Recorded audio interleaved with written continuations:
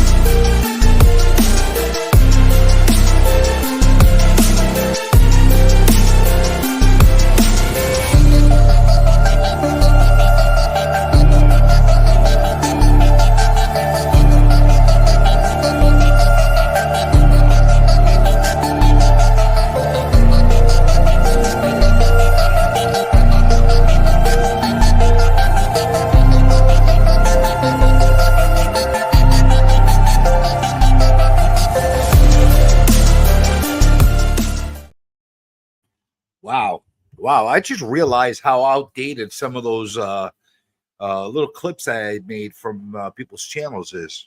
A lot of those people have grown a lot since then. Some of them, I think, even disappeared. Maybe I should, change it up a little bit. Or maybe I won't. I don't know. We'll see what happens. I don't know. But before I introduce Sebastian, should we say hello to a few of our guests, channel people here, or the chat people, those people? Should we say hello to some of them? Oh, yeah. All right. We're going to say hello. All right. Don't get so excited, freaking Kool-Aid. All right. Don't get so excited. Got a long interview today. This guy's, big deal. He came all the way from England. All right. So, don't waste all your energy right now. All right. So, hello, BFit, my mod extraordinaire. I appreciate you, as always, for putting up the links for Stranger Comics. That's his channel. And not only is his channel in right here, I'm going to pin it, but we are also, I have also all his other social media in the description. So when you get a chance, go check it out, sub and follow him. If you like him, if you don't like him, leave him a nasty comment. Either way, it works. At least he knows you got his attention. So either way, so that works. And we got Los Cruces. Hooray! Yes, we all know you're from New Mexico. Thank you for joining us all the way from New Mexico. Now we got a couple of comics who is fraudulent, telling us he could fit a comic in a cup. It's not capable of being done, but okay, we're gonna just say that. And we got Comic Journey. Oh, that's me. Hello to me. Okay. And then we got Pops Comics 82. Hello, Pops and Comics 82. Thank you for joining us. And then we got the Frog Brawler. He beats the crap out of frogs and toads. We know that guy. He's a little lethal. But hello, Frog. And we got Sebastian. Yeah, I know. You wait your turn, Sebastian. We're gonna say that hello you in due time. All right. And we got Phil's Treehouse. Thank you for joining us, Phil. And Ben Compton, all the way from Compton. Thank you for joining us, Ben. What else we got? Oh, you tricky guy. You came under two aliases. No, you're not going to trick me. Hello, Jerry. How are you doing? Jerry the Jitterbug. Jerry the Jitterbug. The mad scientist of the comic community. And all right, that's it. So, what do you guys think? Should we let this guy on? Should we torture him a little bit, or should we let him on? Let's let him on. Let's let him on. Let's say he's a good guy. Sometimes I think. All right. What the hell is the music? Anyway. Hey, Sebastian, how you doing? Welcome. well, thanks so much for having me. Hey, everybody in the chats. Nice to see Made you everyone. feel welcome with our wonderful intro for you. I really appreciate it. How are you doing? How are you guys doing? Oh, I do fantastic, and I might let you know something. I didn't want to say this when I saw you in person, but you do have one of the loveliest heads of hair I've seen on a man. Thank you. You know, it's called the It's get out of bed and extremely hope for the fluffy. best look. You know, thank you. I've been working on it especially for today. You know, I spend a lot of time grooming. I'm a groomer. You know, what can I say? You can tell, right? And it's not one of these Instagram filters. This is like the real hair that you have there. It's nice and fluffy. And Thank you. You know, I like a good fluffer. You know. okay, all right, and let me just say a couple of last hellos. And after I finish those hellos, guys, I'm done with the hellos. I'll wave to you, but we're not going to disrupt the conversation just to stop and say hello to you. I'll wave, okay? So let me finish these hellos since we haven't really officially started. Hello, Hoarder's Hide. Hello, Scott. Hello, Aggressively Relaxing. Hello, Don Gustavo. That is a long name. Don Gustavo's whatever it's stuff. That's a long damn name. Nothing else. That's only Continental. And we got Glenn. Oh, do you know Glenn? He's from the UK. You know, I haven't met Glenn from the UK. He's a bit British. He's a bit. He's a bit British. All right, we got Glenn from the UK. And what all you Brits? You don't know each other? Yeah, it's a small That's a island. myth? We should know everybody. It's tragic. Yeah, it's a myth. What, you only have about 30 million people in that area? Really? Oh, we're growing. Okay, that's good. You know, How many people do you have? how many people do I have? Like it feels like 3. You know, All right. me and my head of hair, and you know, the ghost here in the house. You know, keep me company. Sebastian, you live in the States now, right? I do. Yeah. I live in a place called Valley Village, and coming from a village, it's not really a village, but it's out here in the strange world of Los Angeles. That's why you have that fluffy hair. You got those Los Angeles salons. Yeah, exactly. I spend all my time in the tanning salon and the fluffing salon, and you know, I'm hoping it's actually just hereditary, and I just get out of bed and hope for the best. And you know, like I should actually just do that with my collars and be a bit more presentable. I wore this really kind of stylish this shirt just for you guys today. So yeah, I put some effort in for today. You know, It's very mustardy. yeah, feels very spicy. It's getting me hungry. Hello, Kenneth Bird. Who else we got? We got Lisa Noble. Hello, Lisa. Hey, Lisa. Oh, you know Lisa? Yeah, for sure. She now and again grabs a couple of my metal variants and things. Yeah, she's awesome. Well, she's a long time YouTuber. She probably saw you around the same time I saw you a few years back. I first ran into you back when you did an interview on with your first initial launch of Niobe. Oh wow. Okay. Yeah, that was Yeah. a long time ago. And I think it was on Metaphorical site back then. It might have been somewhere else. I don't remember exactly where it was, but it was on one of those sites. Gotcha. And I'm like, who the hell is this guy with the fro? You know, this guy. And then you came out with a British accent to top it off. I said, oh, no, this guy's an interesting guy. I gotta get a guy to all these comics. But that's when I first got introduced to you. You started yourself a wild new universe, a new world, so to speak, in the comic multiverse of publishings. And I'm not going to talk too much about it. I'm going to let you introduce yourself. Maybe talk a little bit about your project, not too much. We'll talk about that stuff later. Okay. Right now, we're going to focus on you. On me. Okay. On you. Okay. On you, your hair, your mustard shirt, everything, all of it. We're gonna focus on you, and then we're gonna focus on your characters. Okay. But I think the whole world wants to know what makes you tick. So, okay. Why don't you take a few minutes to introduce yourself? Wow, I got the big screen. Hey guys, my name's Sebastian, and I am a Virgo, and I like John Coltrane and long sips of tea. I used to play a lot more Dungeons and Dragons than I do now. I used to love going to the clubs and chasing kind of big booty girls, and that was like back in the 90s, I guess. I don't know. So what? I run a company called Stranger Comics, and we're mostly known for doing our fantasy world of Asunder. But I moved to America when I was 18, 32 years ago now, and my kind of origin story of Los Angeles is I used to hustle pool really badly, and I used to do portraits.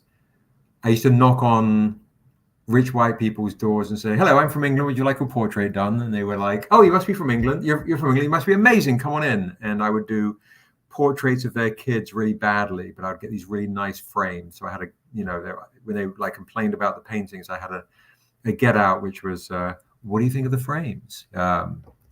So those were my early days of hustling, and then I started a record label years ago and put out rare blues and old jazz and stanky funk and rare funk and break beats and that kind of shit. And used to be a bit of a dancer and not that kind of dancer.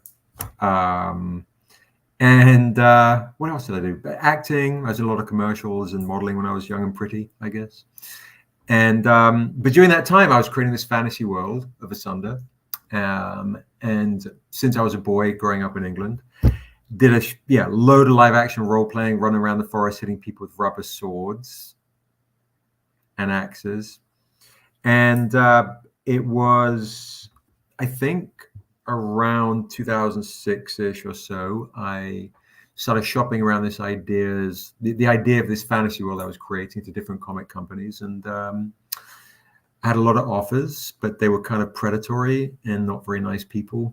And so I decided to protect the integrity of these comic creations I was doing and set up a little publishing imprint called Stranger Comics. And that was kind of the origins of Stranger in 2008. And we came out with the first comic in 2009 at San Diego Comic-Con, where I shared a booth with about 10 publishers in one booth. And I didn't know what the fuck I was doing. And clearly neither did some of those guys, but some of them were lovely. It was just chaos. But yeah, that was just the early days of starting a business with essentially a bit of a credit card, a little bit of money from my mom to help with printing the very first comic. So shout out to mom.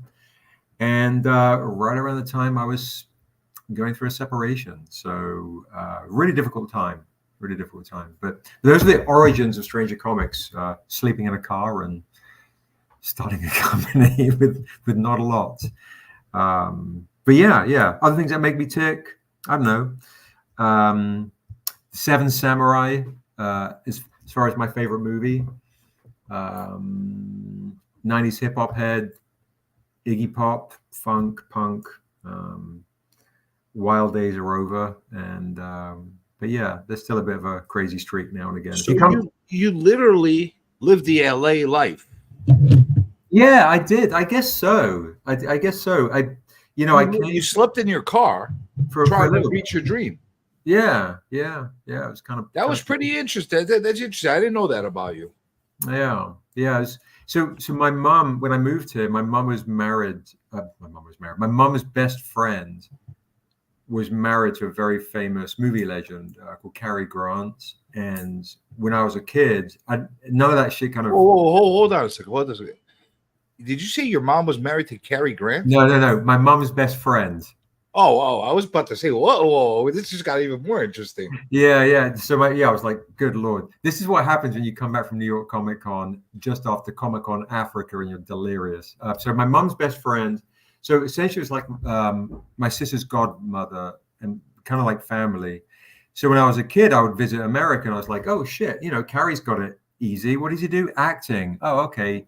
I want to do that. I want to move to America, be an actor so I can get a house like that, And so I moved here with all those dreams and shit, and none of that panned out. I did a lot of commercials, but that allure, I guess, of wanting to have a good life, was, oh, I want to be an actor. I want to do that. That looks fun. That looks easy. And clearly it wasn't. And LA kind of chewed me up a little bit to begin with. But then I started a record label, and we put out 25 albums worldwide. And what type of music? It was kind of like a lot of compilations of New Orleans jazz. It was, I guess you want to say, an audio encyclopedia of roots American music. So if you want to learn about New Orleans jazz or Delta blues or Chicago blues or doo-wop, bebop, funk, stanky funk, rare grooves and that kind of stuff. That's awesome. See, in this world, you never talk politics, you never talk religion, and you never talk zodiacs because you never know who's listening. I love that. Just X me out. If you don't like Virgos, fuck it. But yeah, it was a lot. It was kind of that kind of. It's like an audio encyclopedia of Black American music, I guess, from the 20s through to the 90s. And you could kind of see like the social America through these different albums I was putting out. And then around the time, I got deeper and deeper into this record label stuff, the internet came along and they were like, fuck it, you can download all this shit for free on Napster. So I was suddenly facing 35,000 CDs in my garage going, oh, I might be out of it. I might be out of business. You're like one of these guys that are sitting on the sidewalks hustling CDs? I did a lot of that shit. Yeah, I had CD. So we had CDs in all the big, record chains like Virgin and Tower Records on Sunset, like all that shit. Because that's how it worked over here in New York. Like, yeah. If you wanted to get known, you're gonna sit there on the street corner. You're gonna hustle. Oh, yeah. So in LA, we have an area in LA called Crenshaw, and there's a cultural black mecca called Leimert Park. And Ava DuVernay, I think, had a documentary on a spot called Project Blowed, and my friends ran this club there. So I used to sling my CDs out of the back of my Mustang 65 in Crenshaw.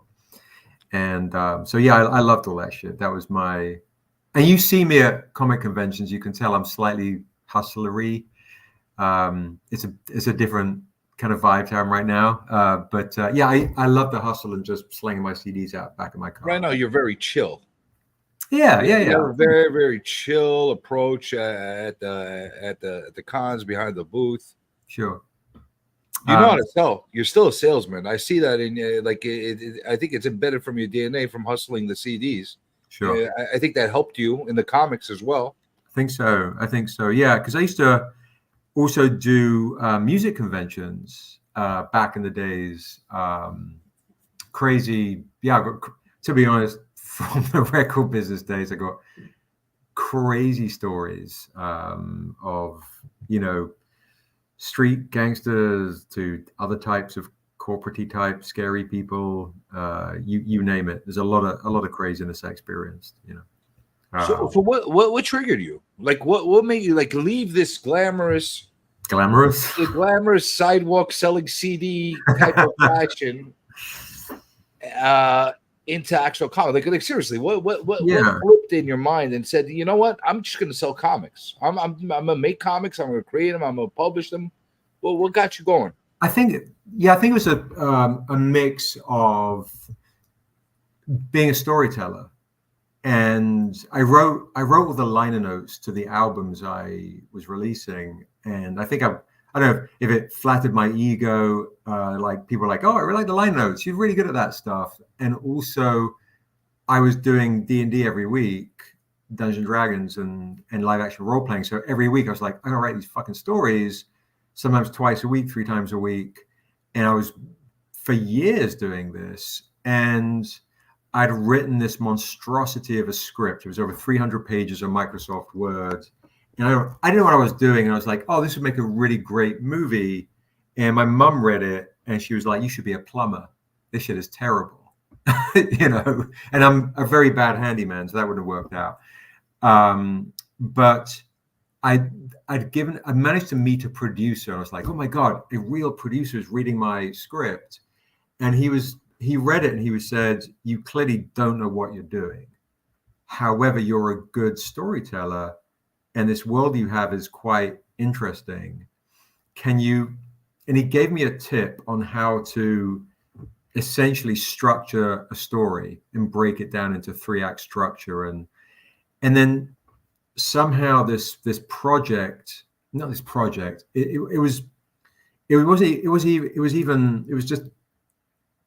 sounds really, I don't know, I don't want to say obnoxious, but it was a real spirit, because it was a really spiritual kind of thing for me, that I was going through a separation with my son's mom, who I love and adore, but it was a really difficult time.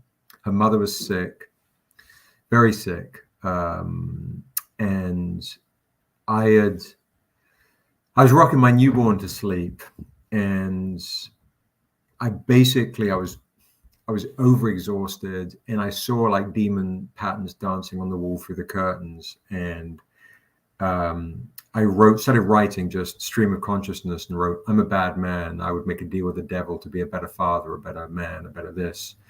Day 1, I come to town, and day 2, et cetera, et cetera. So then after 10 minutes of just vomiting this shit on paper, I took a step back and I was like, oh, this would make this is a good story here.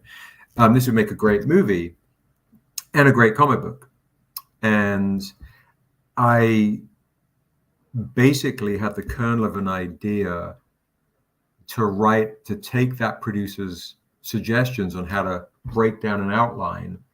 And I wrote out an outline based on this story called The Untamed, A Sinner's Prayer, me being the sinner praying to be a better man. And it happened to be in the backdrop of a fantasy world I've been creating since I was 13 years old. And it was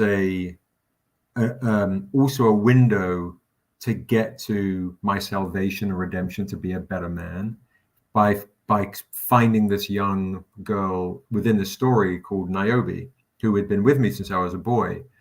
When I was a young boy, I was being mixed, growing up in a predominantly white school in the boarding house.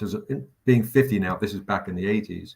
It was pretty violent, I guess. And so my dad was a real tough guy. And I think during when I was a kid, I created this world to kind of hide in a little bit as a little boy, and created this character Niobe to kind of I romanticized, I think, about someone that could take on my vulnerabilities, and but also my wrath onto her winged shoulders. And as I grew, she kind of grew with me, and the world I was building around her got bigger and bigger as I got older, and so on. So fast forward to this moment in time in my 30s, I had this storyline, which is essentially, the producer dubbed it like a Frazetta Western. So if you've seen those Clint Eastwood spaghetti Westerns, or you've seen Kurosawa movies, imagine Yojimbo or Fistful of Dollars set in a fantasy world. And I was like, oh, wait a minute. I found a way how to, for this massive fantasy world, rather than on the classic, we're off to save the princess or take the ring from here across the world, kind of this big, big, big operatic thing. I want to create a different kind of opera, a different kind of theater, and I want to make motherfuckers claustrophobic and stifle them into a one-horse town. And you're going to get the grit and the savagery and the honesty in this raw kind of unbridled, untamed story, which is the Untamed, the Sinner's Prayer. And that's how I'm going to introduce you to Niobe, my Luke Skywalker, I guess, if you will.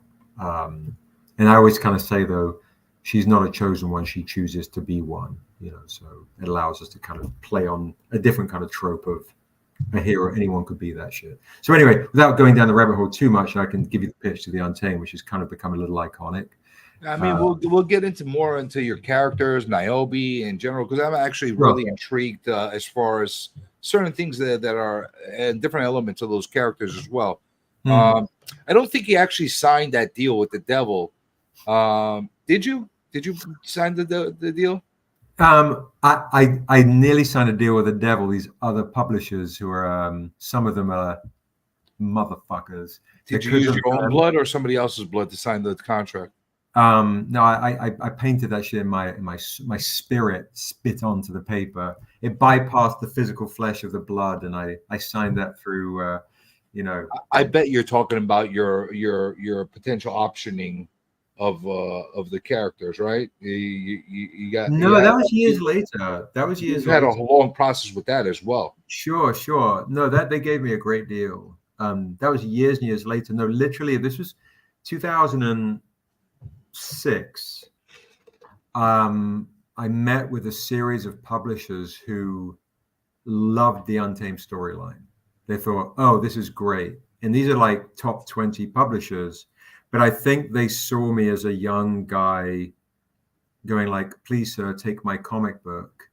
And the deals were really not favorable to a creator. And in addition to it, because a lot of the comics I have Black characters, a lot of the comic publishers were very much like, oh, we'll release this during Black History Month. I'm actually really curious. Let's jump into this. I was going to save this for later, but you did touch this, so let's talk about this a little bit. Sure. Did you have a lot of Black friends growing up, or did you have a Black girlfriend growing up, or like what inspired you to go so like Black African American type of centric in your books?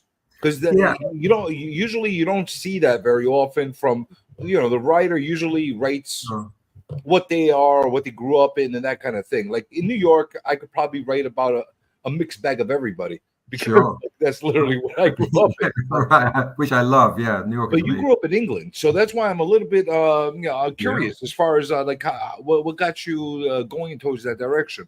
No, for sure. So I'm mixed. My mom is from India, and but her mix is Indian, Portuguese, African, and my dad is English. So I think back then I was basically called every kind of racist name you could think of.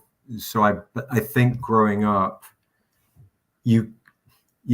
in the boarding house, like the first night I was in the boarding house, I was tipped out of bed and stomped on. That's why you had that great hair.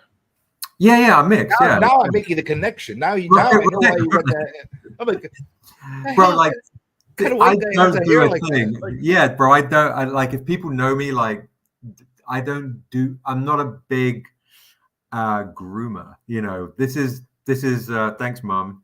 So I just get out of bed and hope for the best, for real. So I think the formative years of being a teenager, experiencing those things of a lot of fist fights, a lot of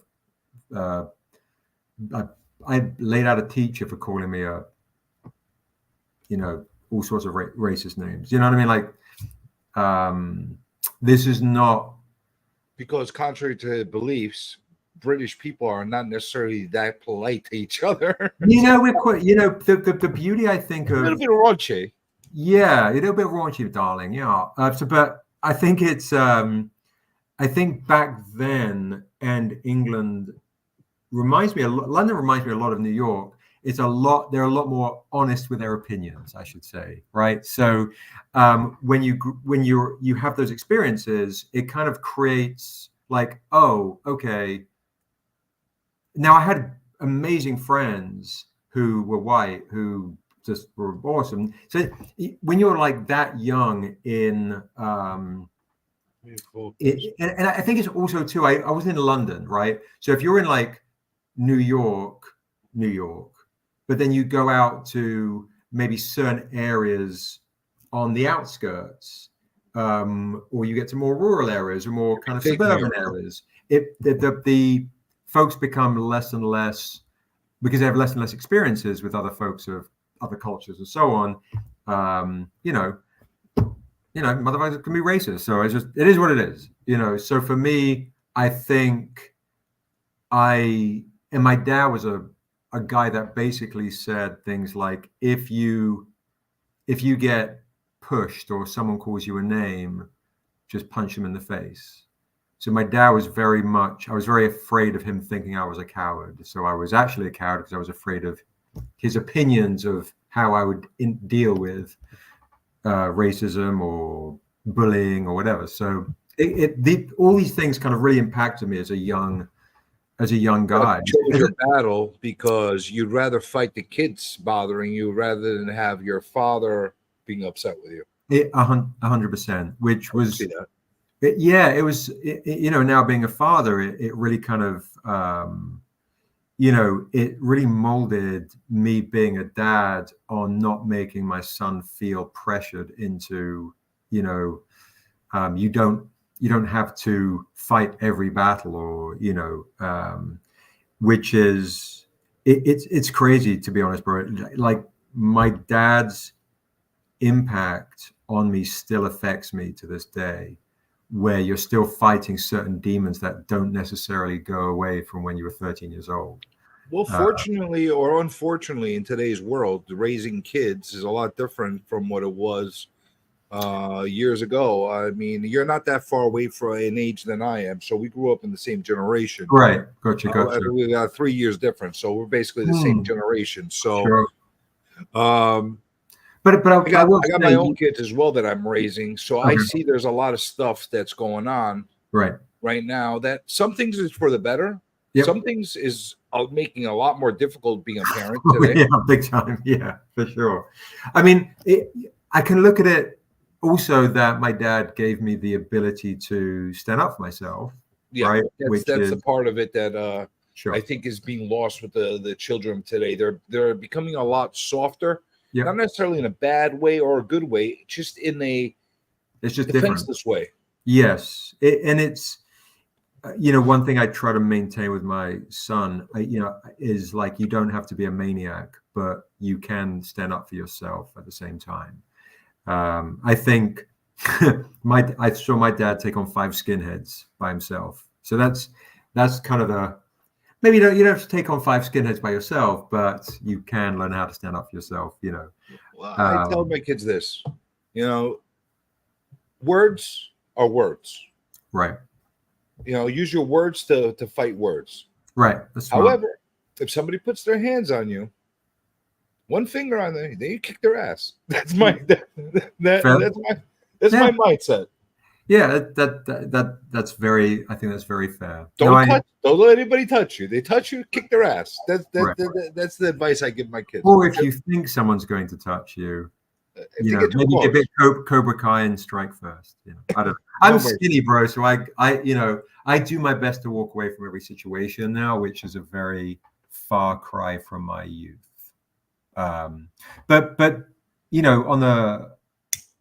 that's really essentially those beautiful things, like, to segue into comic books, why I fell in love with the Hulk, right? I fell in love with certain characters that I could relate to, like, please, I'm skinny, I don't want to be bothered, leave me alone.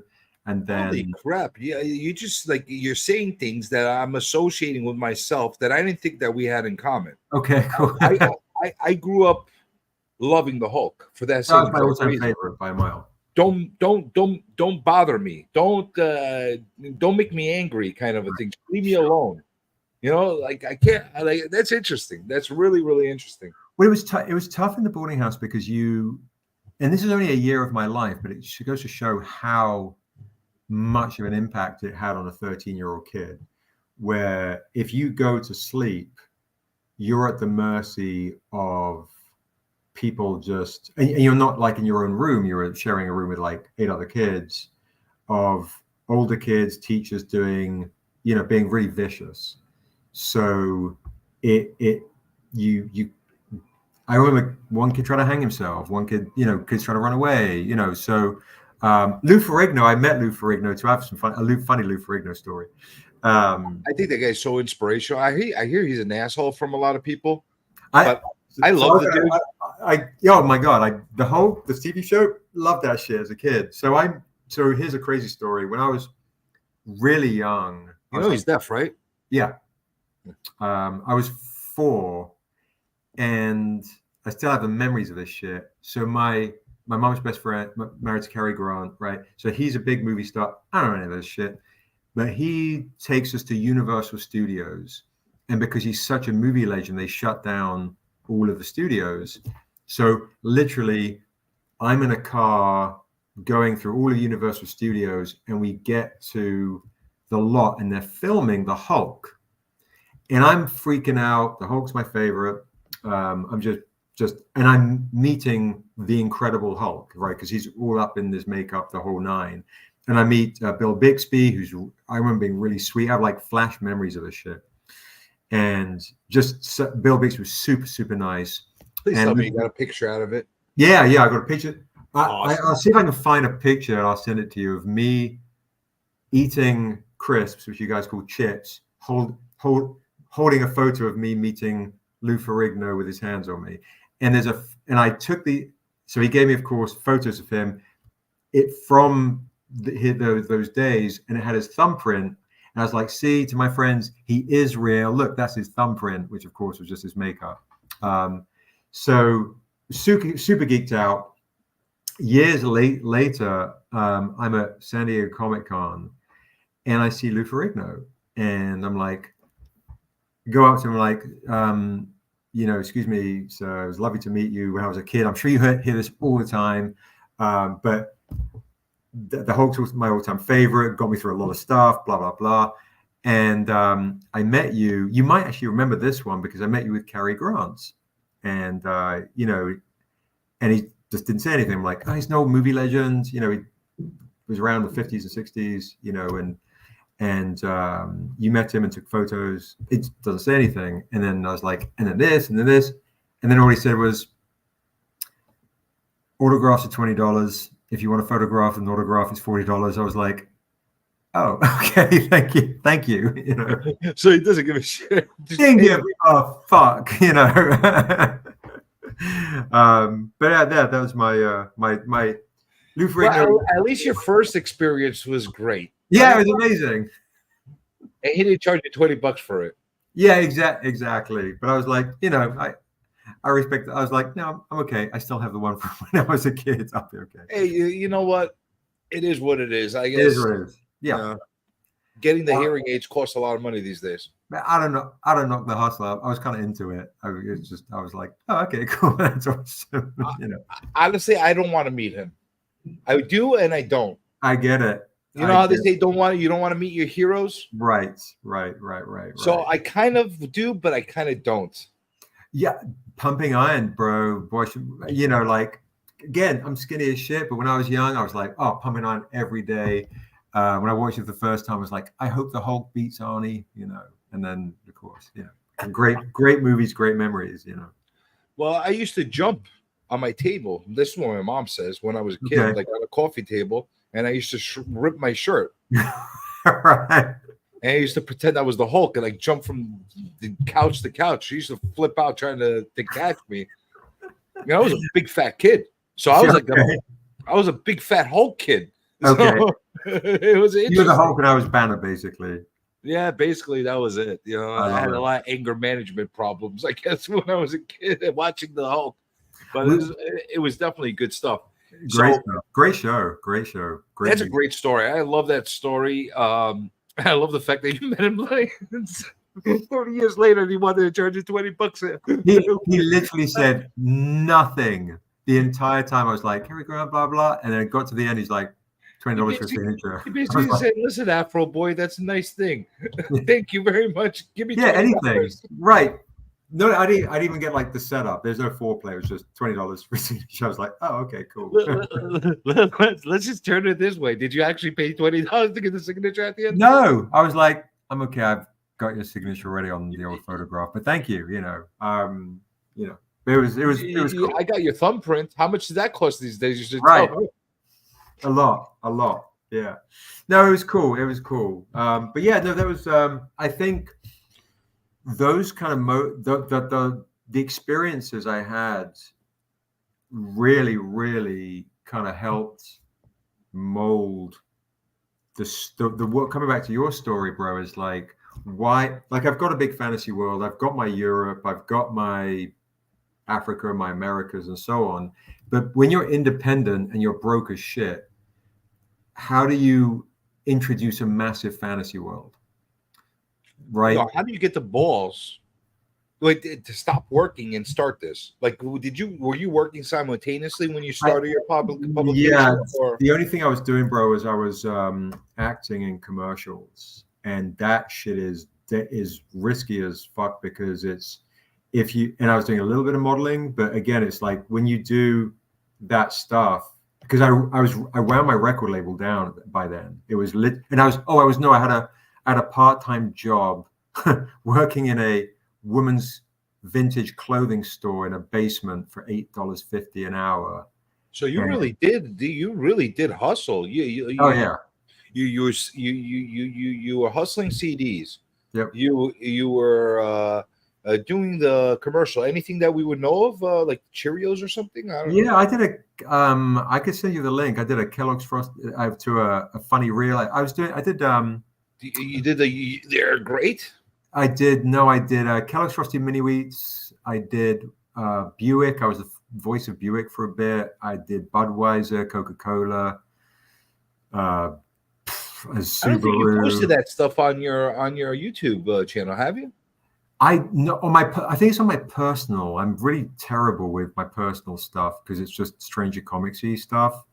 But I did a lot, bro. I did a lot of commercials. But the trouble was when you did Burger King, McDonald's, I did a ton. But it's like, oh, you did a commercial. Yeah, you make your dough for the day. Are they going to run it? Okay, they're running it, but only on cable. Oh, they're running it national. Okay, you're making money. Okay. So that business was very feast or famine. Yeah. So when you're in famine, you had to stack your loot and still do the ramen gig because you just didn't know when your next gig would come in. You were lucky if you booked 2 to 4 jobs a year. So if your life wasn't difficult enough, you had to sell lady clothes. So basically, my son's mom, my ex-wife, she had a friend that ran a women's clothing company. I was like, yeah, all right, fuck it, I'll do that. And I didn't know anything about. I don't know anything about fashion. Like literally, this shirt says sample on the back. I just have no clue about that, and I have no interest. But it was $8.50 an hour, and I used to go dance at this club in Crenshaw, and the chicks would come and they would buy all the clothes to make sure that. Did you get any hot chicks saying to you, "Hey, I want to try this on. You want to tell me how I look in it?" All the time. Yeah, I was pretty back then, bro. Oh, that's awesome. Yeah, at least you got that part of it. It was like you were living a porno. I wouldn't say a porn. I would say maybe late nights HBO after dark. All right. That's something. That's but I was a faithful man though. But I was but it was an amazing experience. And funny enough, I spent a lot of time just down there in the basement writing stories in the world of Asunder. And like, oh, someone's here. Okay. Yeah. So going back to the initial question. Yeah. What actually triggered you to pull the trigger, to stop everything and just go into comics? It was like, when did you feel that like this is going to be something I could make a living off of this? I knew that I knew I had something special when different comic companies, when I pitched them the idea, because I wanted to make a movie and I wanted to blueprint my vision for the movie, and I knew I had something special based on the every time I pitched this story, the organic, visceral reaction to this Untamed story was like, oh, I need to make that. I need that. And then I was like hearing from producers, oh, can you make Niobe a white boy and I'll make it? Or I got ripped off, or like there were companies that wanted to make it. And then when I said no, they were like, oh, we're still going to make it anyway. You name it, bro, without I've signed a couple of NDAs. I can't go into it too much. But I knew, and also just being my father's son, it was like, oh, these motherfuckers are going to try and rip my shit off and then steal my creation and think. And I come from the record business where. Well, you were living in LA, right? I was living in LA, but the difference was when you work in the record business, there are a lot of people that don't hide behind lawyers. So just a bit more confrontational from man to man. With the comic people, they kind of tended to hide behind attorneys, and I was like, oh, okay, I'm going to have to start a company to protect the integrity of the creations I've spent that have been with me since I was a boy. So I was like, so I knew I was trademarking and copywriting everything on the spot. Copywriting, working on the shit, fighting off lawsuits, trying not to get arrested. I was fucking like, there are just some people out there that run businesses, any kind of business, that are like, they got a little bit of money, a little bit of power, and they think they can just stamp out a little guy. And I think they saw me as just because I'm a nice guy. They just saw me as a guy that they could just take. And I was like, no, I guess I'm going to start a company to protect the integrity of Niobe. And also I had other people saying, oh, I'll make this if you don't start in the African part of your world, you start in the European part of the world, and you do it here and there. And I was like, fuck all these motherfuckers. I'm going to start this business how I need to start it and protect the vulnerabilities of these characters. And so what was your first publication? What was the first book that you actually put out there under your own brand, under your own name? It was called The Untamed, A Sinner's Prayer, issue 1. It was Untamed. That was the first one. You didn't do anything before that? Nope. 2009. You never did any work for anybody else before your own stuff? I did. Fuck. I always forget that. I did, which might give away some interesting things. I did one comic book for a company called Boom Studios. Boom. Yep.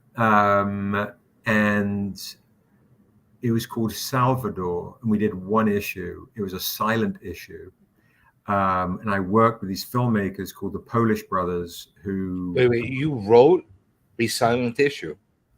Yes, that's what people I think sometimes comic readers don't necessarily realize that the comic writer still... All right, let's walk through this. Now you got me intrigued. Write me through this process as far as how you write a silent. Like, do you write your own little storyboards? How does this work? Yeah, so you write out the script, and you write out the way I write.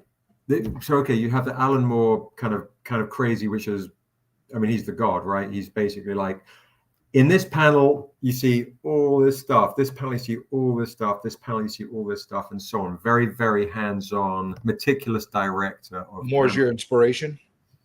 I would say my biggest inspiration still, and it sounds, without sounding like a dick, is probably the spaghetti westerns I would watch. Okay. As far as comic writers, Moore is one. I would say I grew up on the 90s X-Men. I'm a 90s kid, so but I would say real impactful stories was This Man, This Monster. I would say The Hard Goodbye was a big kind of like, oh shit, this is cool, by Miller. And just the Peter David's run on the Hulk was big for me. Mark Great Waid. run, by the way. What was that? That was a great run, Peter David's Incredible run. Yes, incredible run. I totally agree. Wade's Kingdom Come, I thought was amazing. But yeah, just those are kind of, I guess, my comic book inspirations. Art-wise, Jay Lee. When I first saw Jay Lee, I was like, "What the fuck?" In his run on Namor, it's pretty wild. Yeah, it was incredible. Because what I liked about Jay, and I have now luck to just have work with him, is I like guys that can have a signature voice, right? Where you go, oh, that's a Spike Lee movie, or that's a David Lynch movie, or that's Sergio Leone, or music, right? You go, oh, that's a so-and-so, not a sound-alike of. So those kind of people through history, whether they're comic writers, novelists, filmmakers, musicians, are the folks I think I probably enjoy and then try and kind of find that within myself, I guess. So I try not to get too, of course, Tolkien is a freaking, Tolkien was, of course, a huge inspiration, being, the Lord of the Rings dude. It all starts there, in Greek mythology and African fables and folklores and different things that you just, sounds, experiences, life experiences, family. So that was a big thing for me. It was like, how can I introduce in 2009 the Untamed issue 1, which is really a story about family. It just happens to be set in the backdrop of my massive fantasy world. If I can get you on board with character, like how you and I fell in love with the Hulk, it could have been in another universe. It's just happened to be in Marvel. You fall in love with Banner and his conflict. Those are the things that reason why we love Star Wars is we can relate to the father-son aspect of it all, and then if you fall in love with those characters, like, Han and Luke and all those guys having their, who do you identify with? Then the world, you suddenly go, oh shit, this world is really real and baked. And now you're experiencing the world. But you have to, I think that separates the good sci-fi fantasy or superhero kind of genre from the bad, is you put yourself in the shoes of those characters, and whether it's subconsciously or consciously. So yeah, that's kind of really what I wanted to do with The Untamed, The Sinner's Prayer. And so I fought off a lot of crazy shit, and I always kind of, I think, coming back to my childhood, you do get generally introduced into a fantasy world through a European lens, right? King Arthur, or, in Camelot, or Lord of the Rings, or Game of Thrones, and so on. And I was like, oh, I'm going to set it in my Morocco. I'm going to set it in a very culturally diverse part of this continent of Africa, and then we can explore different parts of that continent and other parts of other continents set in my world. And therefore it's, because I had like investors, bro, which was literally, oh, what's up, who dat? That's awesome. You know who dat as well, huh? Yeah, I love who dat. Who dat's amazing. And then I saw a question I missed. Actually, don't worry about the questions. I'm gonna actually I'm starring every question as I'm seeing them, but we're gonna have to make sure that as many of them, unless it's like pertinent for something we're talking about at that moment, we'll do all the Q&A towards the end. I don't want to break your flow. Gotcha. Okay. I'm actually really intrigued by a lot of the stuff you're talking about right now. No, I think I'm hoping that a lot of the people that are listening here as well are starting to like peel the onion a little bit as far as what it is that you're all about. Because I think a lot of people have seen you on a lot of other channels. Sure. Your own channel. Sure. As far as talking about it, but a lot of times you are talking about mostly about your creations. Sure. You are talking mostly about your characters, the new book that you're putting out there and stuff like that. But I don't think you really talk so much about yourself as far as the way we're talking right now. I don't think I've heard this much about you. You could be right, bro. Like it's hard, right? Because you because you're selling at that point. You're trying to sell your book, but you don't want to detract from one thing to the other. I get it. Yeah, but I tell you, you know what I think. Maybe I haven't, maybe I don't talk about myself as much, as I am now, and I appreciate, you asking, wanting to get to know me, but I would say, and not to be all name droppy, when we did the deal with HBO, it was the folks that really fall in love with the Stranger Comics material beyond the beautiful art that we have, the covers and the amazing artists that we work with, is they get to see the vulnerability of me within the stories. And when I always ask this question when I do interviews, is what makes a hero? And for me, it's someone that dares to be vulnerable, because it takes because you're there to be condemned, you're there to be mocked, or you're there to be torn down. A lot of times that seems to be happening a lot these days, of course, which is people make themselves feel a bit better about themselves by pointing fingers and condemning, rather than having empathy and forgiving. And I think that takes more courage to do that. So how afraid were you when you pulled the trigger and you started Untamed and back in 2009? I think the biggest Or were you not afraid at all? Were you completely confident that you're going to make it work one way or the other? Yeah, 100%. I think I've wrestled between extreme confidence and extreme, I don't want to say insecurity, because that's not really me, but it is a humbling business. Yo, God, yeah, this shit beats you up, bro. It fucking beats you up. It's 7 days a week. It's the fear of letting my family down, and where you basically, when someone says, "What's the hardest thing about making comic books?" It's literally time, right? Time is the most precious commodity. Where I go, we don't make a lot of money making comic books.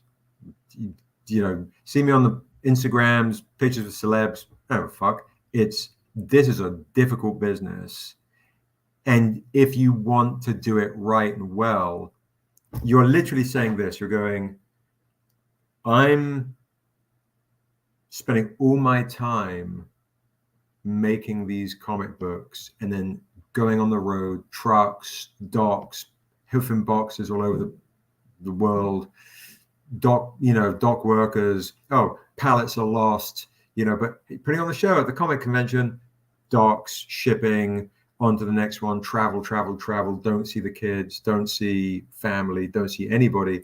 But so your time spent away from people you love. However, what's harder is they're not spending time with you while you work on your dream. So you have to, as a comic creator, the way I look at it is I have to honor the people that I love in my life, because they're not spending time with me while I work on this particular unique in media. It's an odd balance between being selfless and selfish. Yep. And it's like a really, really fine line between the two. Super fine. You're doing it because part of it is your ego. You want to make it succeed. Yep. Also, your ego is trying to provide for your family and make this as something that is a fruitful type of venture for yourself. 100%. And then when you do the kind of comics that we do, it's like this moral battle. And I've had this since I was young, when I had my record label. And when I had my record label and I wound it down, I had offers from very big studios that wanted to pay me big, checks essentially to work for them, but they were so vapid and hollow as men that represented music, which I felt was a spiritual thing for the world. And I was like going to be under these people, and they were so sniveling and whatever the fuck. And I was like, no. And then my ex-wife, she was like, you've got such high morals that you can't take a good paycheck. So you're going to do the $8.50 an hour so we can struggle. So it's like this. Regret any of that? Denying some of those offers? I don't. Little plug. Do you have regrets? So I do, for sure. Yeah, I've got some big regrets. But I wrote a line in The Untamed, which is The Untamed, and a lot of my stories I realize is about people that wrestle with their conscience and wanting to have a second chance. And what would you do with a second chance? So I wrote a line in The Untamed, which is, regret lingers longer than sin. Powerful line. So regret lingers longer than the sin that you commit. And you deal with that regret all the time. And how do you overcome it? How do you find self-forgiveness? How do you find not just redemption, but salvation for yourself, let alone your family, whether you're, into God or, whatever kind of, if you're into something you worship. So all that stuff has real weight in the stuff I write. So some people that read my shit and they go, hey, swords and elves. Oh, I love that stuff. Right? That's on the surface. Swords and elves. So let's put it in today's perspective. You've built a company. Yeah. That has brand visibility. Sure. Yes, you are an indie guy, but it's known through the indie circuits, and it's known through the cons. It's known through the people that are the hardcore readers. Sure. So let's say DC, Marvel, Image, Dark Horse, one of the larger companies come to you and say, listen, Sebastian, I think you got a good thing going on over here. Sure. We want to buy everything from you. Everything. And you're done. Oh, like buy me out? Buy you out. We want to buy you out completely. We want to buy all your IP. You no longer own anything. That's it. They give you a nice big fat check and say, that's it. You're done. If we ever make a movie, you might get a couple pennies from us on the movie. That's it. What do you do? But that check is enough. Yeah. Enough for either for you to build a new business or to be able to live for at least a decade. No, not a decade. No. Money comes and goes, but the importance of the work that we do is lifetime. And, if it's enough to set up my son and his potential children and the people that have been with me at Stranger Comics since the beginning and their families and their children's children, that I would have to consider from a family man perspective of people that have worked for me over the years have really bled for this. It's really not easy. Well, I'm glad you answered that way, because I strongly believe that everybody has a price at one point or another. There is always a breaking point. You know what I'm saying? We all have our morals. We all have our standards. But like somebody wrote earlier, money does talk. If they financially take care of you for the rest of your life, it would have to be for the your rest kids of are going to be very happy with your decision. I think that's something that it makes it very difficult to stop your nose at. It would have to be my children's children, and it would have to be the same for the two guys that have been with me since the very, very, very, very beginning. It just would have to be something where we started Stranger Comics where literally an investor said, you'll never make it because you're doing fantasy comics that doesn't sell in comics. You're doing black comics that doesn't sell in comics. You're doing a female lead. Female leads comics don't sell in comics. And I walked away from a lot, and I was laughed at and all these things. And literally I had, when people try and sue you, when people try and fight you, when people try and bury you, when people steal your IP, steal your ideas, put that shit on TV. I've seen my shit being ripped off by some of the biggest filmmakers that literally I've been close to litigate. You name it, I've been through it. So the key of the story is keep tight-lipped about your upcoming projects. Do not discuss them with anybody because they will swipe it from you in a heartbeat. Yeah, but here's my other kind of thing is like, I go, good luck, motherfucker. Like, your shit is going to be whack as fuck. And because you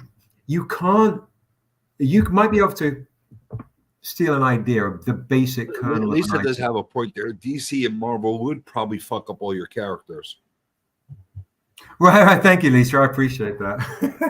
They probably would. Yeah, for sure. But I mean, like, okay, so when Guardians of the Galaxy came out, just on a side note, I was like, oh, that's fun, that's funny. But then every other movie after that was like we were going to be fun and funny. That just which is not fun and funny anymore. It's just everything becomes there's a very kind of one note, safe note of humor that doesn't dig into enough. I don't think it doesn't take enough chances to have a signature. Like when Winter Soldier came out, I thought that was fucking great. That was one of my favorite Marvel movies. It's like, oh, it's like Jason Bourne, but with Captain America. That's cool. The aspects of Black Panther when it came out, I loved it because it didn't necessarily spend all its time worrying about the Infinity Stones. It was really, at the end of the day, again, a story of fathers and sons, Yeah, and mothers I'm and glad you sons, spoke and on that. displacement of people.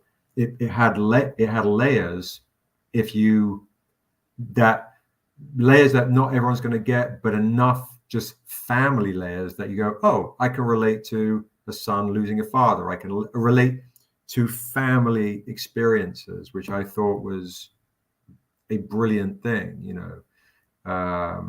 Whether Since you did mention Black Panther, okay, sure, looking at Black Panther 1, which yeah, I agree with you wholeheartedly that there was a great message that sure, came through that. It was well made as well. yeah, sure, Cinematically, it was beautiful, yeah, well written. Um, just like anything, you could poke holes into any kind of movie. But of course, I think overall, Black Panther 1 was an excellent and refreshing type of movie yep, outside of the normal Marvel type of pattern. I completely agree, Fast completely, forward over to Black Panther 2. sure. What were your feelings towards that movie in comparison to Black Panther 1? I didn't enjoy it nearly as much as Black Panther one. I didn't. I thought there were some shots that were absolutely beautiful. It's there were moments of like being choked up with Chadwick Boseman, and what a massive impact that actor had on the world, which really kind of I think affected me in the beginning Did of you the feel they movie. kind of like just like glanced through that whole? I know they did the memorial type of scenes in the Sure. beginning. Kind of didn't really give you much more layering of Yeah. that, and I kind of think it felt like almost like okay, we did that. right That's for now we're fan on. service. Now we're gonna move on. We're gonna Right. go into another story, and the story that they were pushing, I don't feel that was Black Panther. Yeah, I agree. It was Almost feel like a sign of the times with agendas being pushed in a different direction. it felt like there was a lot. I mean, it's really now working with studios and things. I I never kind of want to knock someone that had essentially created such a space that had never been seen before, but also told a story with that first Black Panther movie, which had like James Bond elements when we went to the club, and I was like, oh my god, this is amazing, and all these various things that it felt like whether agenda or not is in the second one, and it could Well, be. you're a Uh, creator of a very strong woman, Naomi. yeah, 100%. Okay, I how don't. would you feel if you basically Yeah, had her put into the movies and they basically in 2 seconds turned her from a weakling like an average human being into this superhero type of thing? Because that's what I felt like they pushed Shuri into. They like yeah, she didn't even train her. They didn't even like it felt like, well, just because she's a woman and she's the princess, she's now powerful. yeah. I And the didn't. same thing with Riri Williams and the same. That's the thing I think where they made my feeling is you have a certain amount of real estate in 2.5 hours, and if you're trying to tell, there's a lot of there were too many stories being to me at least Mhm. that they tried to tell, which was you have the Atlantis story, you have the Shuri story, and you have the Riri Williams story. And I felt like the Riri Williams story was not necessary. Completely been omitted. If it was me, and I would have leaned into, if I'm going to go the route of Shuri being Black Panther, Almost like a quest. we Almost right. like her quest. That movie should have been Shuri's quest. Because I didn't, I'm not one of these guys who are like, oh, Black Panther. They should have recast T'Challa right away. I think I don't subscribe to that, because I'm not in the space of experiencing a friend passing and what an impact. And then what if that other actor came along and didn't do a good job, and all these various things. I thought it was plausible and a beautiful thing if Shuri takes the mantle for movie 2, because we don't have the patience anymore to wait for, like, well, movie 3 will come out, maybe T'Challa would. We just were like, oh no, we want everything now and servicing my needs now. And I just have more patience in that. But the problem is the long length between the movies. The long length between the movies. However, I think if it was a focal point on Shuri and maybe her interaction from her vantage point, especially when Atlantis comes calling, because I felt like there were elements to the Namor which were really, really dope, but I felt like we were just pulled in lots of different directions. And then when it kind of then there was kind of a little bit of Marvel humor came in a bit too much for me. I'm just not a fan of the Marvel, the Guardians of the Galaxy type humor and everything. But I think it was just a Herculean task to pull off something that is going to be easy to be picked at. So I'm always kind of, I never want to go too strong in a sequel that had so many moving parts. And there were elements I really liked, but there were elements I was like, it just wasn't my cup of tea. Again, visually, it was a beautiful film. It was. There were moments. It had some flaws that kind of got rushed a little bit, but it was a beautiful looking film. It was the intimate moments that really.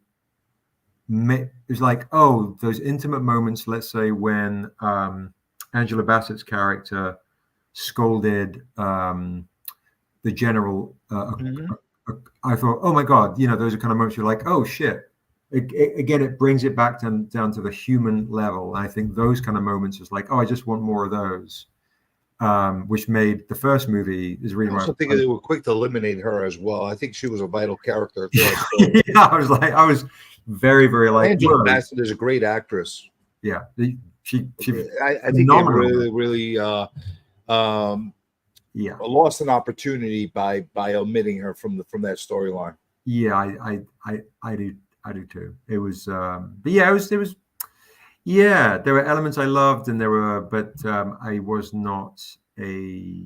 I was just saying. So talking about that right now, of how, like, listen, we all know that Hollywood, Disney, Marvel, all the big platforms have taken certain stance of how they want a story to tell at this point, and you see a lot of them actually taking a step back from that because they got a little over aggressive as far as some of the storylines, the way they did it.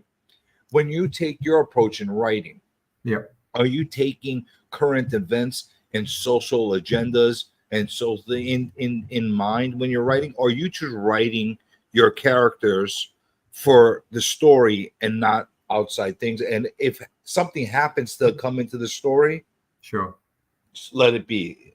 Do you like purposely go and try to put some like of your own beliefs in there? Or I think I'm just a bit. I mean, I think it's there. I was talking to David Mack about this. It's literally, I can't help but put myself within these stories, and whether it's my personal beliefs, my struggles with family, my struggles with my own identity of coming up mixed. But I've been doing that shit since I was 13 years old. But I think that the problem is now when people have their let's say, because I know where you're going. Essentially, it's this the agenda, right? The Yeah, the agenda, woke agenda, the the work agenda, whole and other things Me for Too sure. agendas, that everything like that, and they all have their positive and negatives. But I They just feel do. like they've been injected into a lot of this stuff forcefully. Yeah, I think the problem is when you kind of, to me, people go, like, I hear it a lot, right? Where they see Nairobi for the first time, and they see Nairobi, whether it's online or at a convention. Now there's an automatic assumption that I'm a guy doing this to ride the coattails of Black Panther, or if they haven't read the books or don't know me or just see a headline, or they go, like, I've seen a comment online like, "Oh, you're just copying Lord of the Rings. You're just trying to do Lord of the Rings in blackface," right? So so everyone now has a knee-jerk reaction. Well, you get critics, you get trolls as well. Sure, but I think it's more so like those guys for sure is everyone has a knee-jerk reaction and an opinion that they can't wait to express. Whether someone is on the far left, far right, centrist, whatever, it's this, oh, I really need to express my anger and distaste to this woke agenda, so hear me roar. And I think, unfortunately, with the storytellers that are telling some of these stories, the way that they're conveying, whether it's social, political, diversity, hashtag trending, whatever the fuck, the elegance and poetic ways to kind of tell a narrative is being lost. So it's now kind of married with explosion by page 6, agenda by page 8.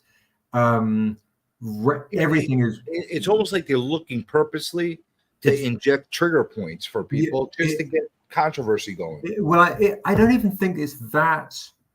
I don't even think it's maybe you're right, but I wonder sometimes I if almost get that feeling for some reason. It's just maybe it's my naive mind working that way. so I a lot of guys that ask, talk to me about why do you black comics, why do you do this and so on. So I say, why aren't people creating original IP? And I give you and some experiences in Hollywood and in comics is in studio minds. A lot of times they're not thinking as deep as this. They're thinking, okay, I have a $1 billion, let's say, brand, let's say Superman or Wonder Woman or whatever the case may be. I have a $1 billion brand, and I've already got this thing that's going to make money, but I also want to get the black dollar or the brown dollar or the girl dollar or this dollar. Let's do this brand and let's add this. That's going to get even more people, right? I've been pitched the most absurd type of stuff where you hear it's like, oh, let's get Idris Elba to be X, Y, and Z. What about Idris Elba? What about Idris Elba? He's black. What about this? And it's always this very narrow perspective that I don't know if they're at the top brass thinking as deep as forcing a democratic, socialistic, woke agenda. I think at the top, they just think what's going to make the most money. Now, you can have folks under that who have their own kind of social beliefs, the filmmakery type people and so on, that naturally you're going to kind of, depending on what side of the fence you are, you kind of like what's going on with Snow White right now. I don't know if you've been following the whole Snow White situation. I haven't a clue. Well, was she black or brown or something now? Well, apparently it's not nice to use little people as dwarfs. So they completely eliminated. Well, listen, they completely eliminated all the little people, and all the little people, the actor community is in the uprage because you just cost them jobs, right? 100%. Because they decided to go CGI mythological creatures instead of 7 dwarfs, because having Snow White and the 7 dwarfs would be wrong to actually have little people playing dwarves. Oh my god, yeah, it's terrifying. I don't. Do you get what I'm saying? These I kind of do. weird I think little these things people, that they're doing that just yeah, they don't have the conversation. It's like you know, you've got if the look if someone has a good intention, right? Road to hell is paved with. If someone has a good intention, cool. Have conversations with people that are in these communities for real, not this immediate kind of pandering or this or that.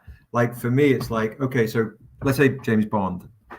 I don't want James Bond to be black because, for starters, he is a misogynist.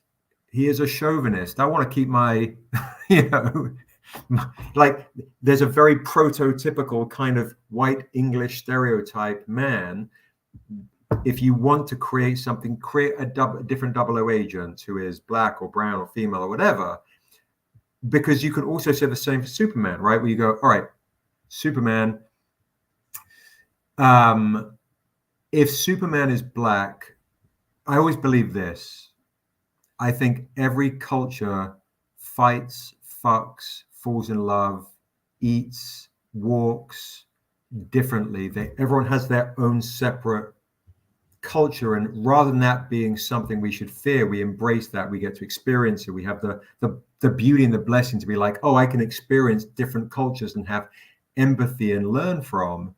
So a black Clark Kent growing up on the same farm is going to have a completely different experience, life experience. he's going to be a completely different character. The complete different characters. So if you're, but here's the counterpoint. Here's the crazy shit.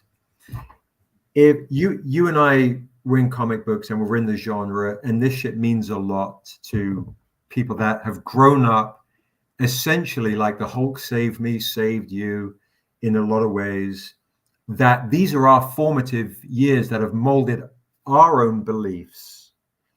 But let's say a young girl who's probably 5 years old, 6 years old, or a young guy, and goes, Superman, like, oh, my kid can be Superman. They're like, oh, Dad, I can be Superman. They're not thinking in the same way with the same depth. It's just simply, oh, it's like saying, oh, my kid could be king one day. My kid could be president one day. My kid could be this one day. They're thinking so kind of broad. Oh, my character could be this. That's fun. A parent is happy. A kid is happy. And it can be as basic as that. And it's incumbent upon a studio and the filmmakers and the people with money to create new iconic heroes that will stand the test of time over the next 30 years, 40 years, and so on. But we've got to kind of start now.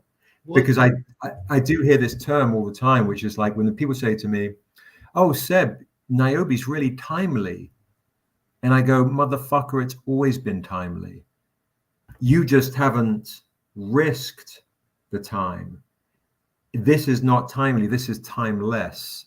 This is Superman. This is this.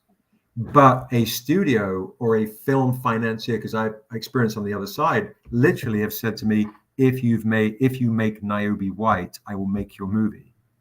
But now, so she's gonna be a different character altogether. 100%. But it's in the same way, and I don't know if we go like, okay, Gods of Egypt. So Gods of Egypt got made, and Gods of Egypt wouldn't have got made if all the gods, and of course we can think philosophically like, well, gods are gods, they can be different cultures because gods are esoteric and so on. But Gods of Egypt, like motherfucker, all the gods should have been black. Like why? What? But they wouldn't have been able to make the movie. So then I go, well, don't make the movie then. Same with when Ridley Scott talked about Exodus being made, and Christian Bale as Moses. Not to get on a touchy subject, with faith and religion and everything, but it's like Moses is not a white Englishman. Then you don't necessarily need to make every movie because there's the Bible. It's kind of famous. People can read it. Are you saying that the British didn't invade the Middle East and North Africa that early in history? They weren't I know there. the British have been around. They like to invade. You know, they're kind of good at it. But I believe, because then it's like, oh, people that don't read now look at TV and other mediums as modern scripture, right? So you've got the arrogance of different, I guess, people that create their tales, that want to tell them no matter what, whatever side of the fence you're on. For me, it's been a tough road, you know, with getting Niobe made beyond the comic books. But again, I would shop this shit around to different comic companies and Well, literally, I think you would destroy the character if you race swapped her or did anything with her like that. Like it you wouldn't make sense. literally, is any agreement I ever signed was like, I have to make sure Niobe stays this, because I'd heard it all the time, and it I seems mean, like certain characters make sense. this, At least you could find a narrative that makes sense without force feeding it onto people. Like 100%. a couple years ago, DC made two bold moves as far as trying to make a statement. They took the son of Superman, Jonathan, and turned him bisexual. Okay. In that case, but he's still a developing character that hasn't found his identity yet. So you can still Right. play with him as a new character to be Sure. able to play that role. Simultaneously, they took an established character of 30 years, Robin, Mm, who was the third iteration of Robin, but he was mm, established for 30 years, and decided to make him completely gay. Yeah, Why? And he had a whole history of being with women and that kind of thing. Like, why are you erasing the character right. when you could just create another character if that's what you want to put in there? And with Superman, it's fine. It was like he's still a developing character. I mean, it's not the Clark Yeah, Kent Superman that they're changing. It's his son. right. Yeah, Quite honestly, if I was writing any alien, first of all, aliens should be banging everything. I don't think they should be limited to men, women, dude, everything. They're aliens. They're like, I don't know why people get caught up on that, but it's just odd. Like it, they've been just trying to find these things, and and the good stuff that they're doing is being lumped into the stuff that yeah. is being forced, and it's hurting Everything the narrative. everything is knee jerk. Everything is like, I kind of look at everything in a, try and look at everything in a historical context where there's multiple things at play. You've got the business aspect at play. You've got the creator's perspective and view, and whether you want to call it an agenda or not, at play. You've got the context of history of where things are bubbling on a social and economic experience at play. You have all these various things. And when you see things like that, I always like it when racists get mad, because that's funny to me. However, what is frustrating is because we're also in a day and age where you see a headline and you might not pick it up because your knee-jerk feeling has been like, I grew up with this character for 30 years and that helped me, and now it's this feeling of I can't now relate, and it's been taken away. Well, that's the thing. You kind of dismiss the Yeah. Loyalty, the love that Yeah. a certain demographic, a certain age group Sure. had for that character, and you're Yeah. kind of spitting in their face and saying to them, "We don't care what you like. We're gonna change it for the change of changing it." And I'll give you a perfect example where I think they really got it right, like really, Mm. really right, where the instead of completely changing the character of Peter Parker, completely changing that character's Oh, dynamic. Morales. they brought in a new character, Miles Morales, Yeah. that is slowly. In some cases, he might be just as popular as Peter Parker. Especially in the However, movies. Yeah. it wasn't force fed. Right. It I wasn't pushed. It I wasn't. agree. We're going to take away everything you know and love, Right. and you're going to have this instead. Now you're going to get people becoming toxic about it. You Yeah. don't need that. And we don't have the patience now. We just don't have the patience. So, like when people see, like I was saying with Niobe, there's now an automatic assumption. You see a headline, Superboy, I guess, or no, sorry, Robin is now gay. You see the headline, and because if Robin you grew up with has never been gay, the headline is going to alienate anyone having an opportunity to even find out why or how. And maybe the story is amazing, or maybe it's crafted brilliantly, but you to your note, you create new characters that haven't had 30 years of experience. My whole feeling is like, Or if you're going to morph a character, morph it gradually. Morph it gradually, right? You don't wake up one day and say, I don't know. I don't know about anybody. Like, you don't wake up one day and say I'm a woman, or one day I say I'm gay, or one say I'm going from being black to being white. It doesn't happen like that in seconds. Right. There's a story to it. That I think is the real kind of sad aspect of the industry machine. That, I mean, how would you feel if a studio took your creation, Niobe, and then decided, you know what, Niobe's a man now.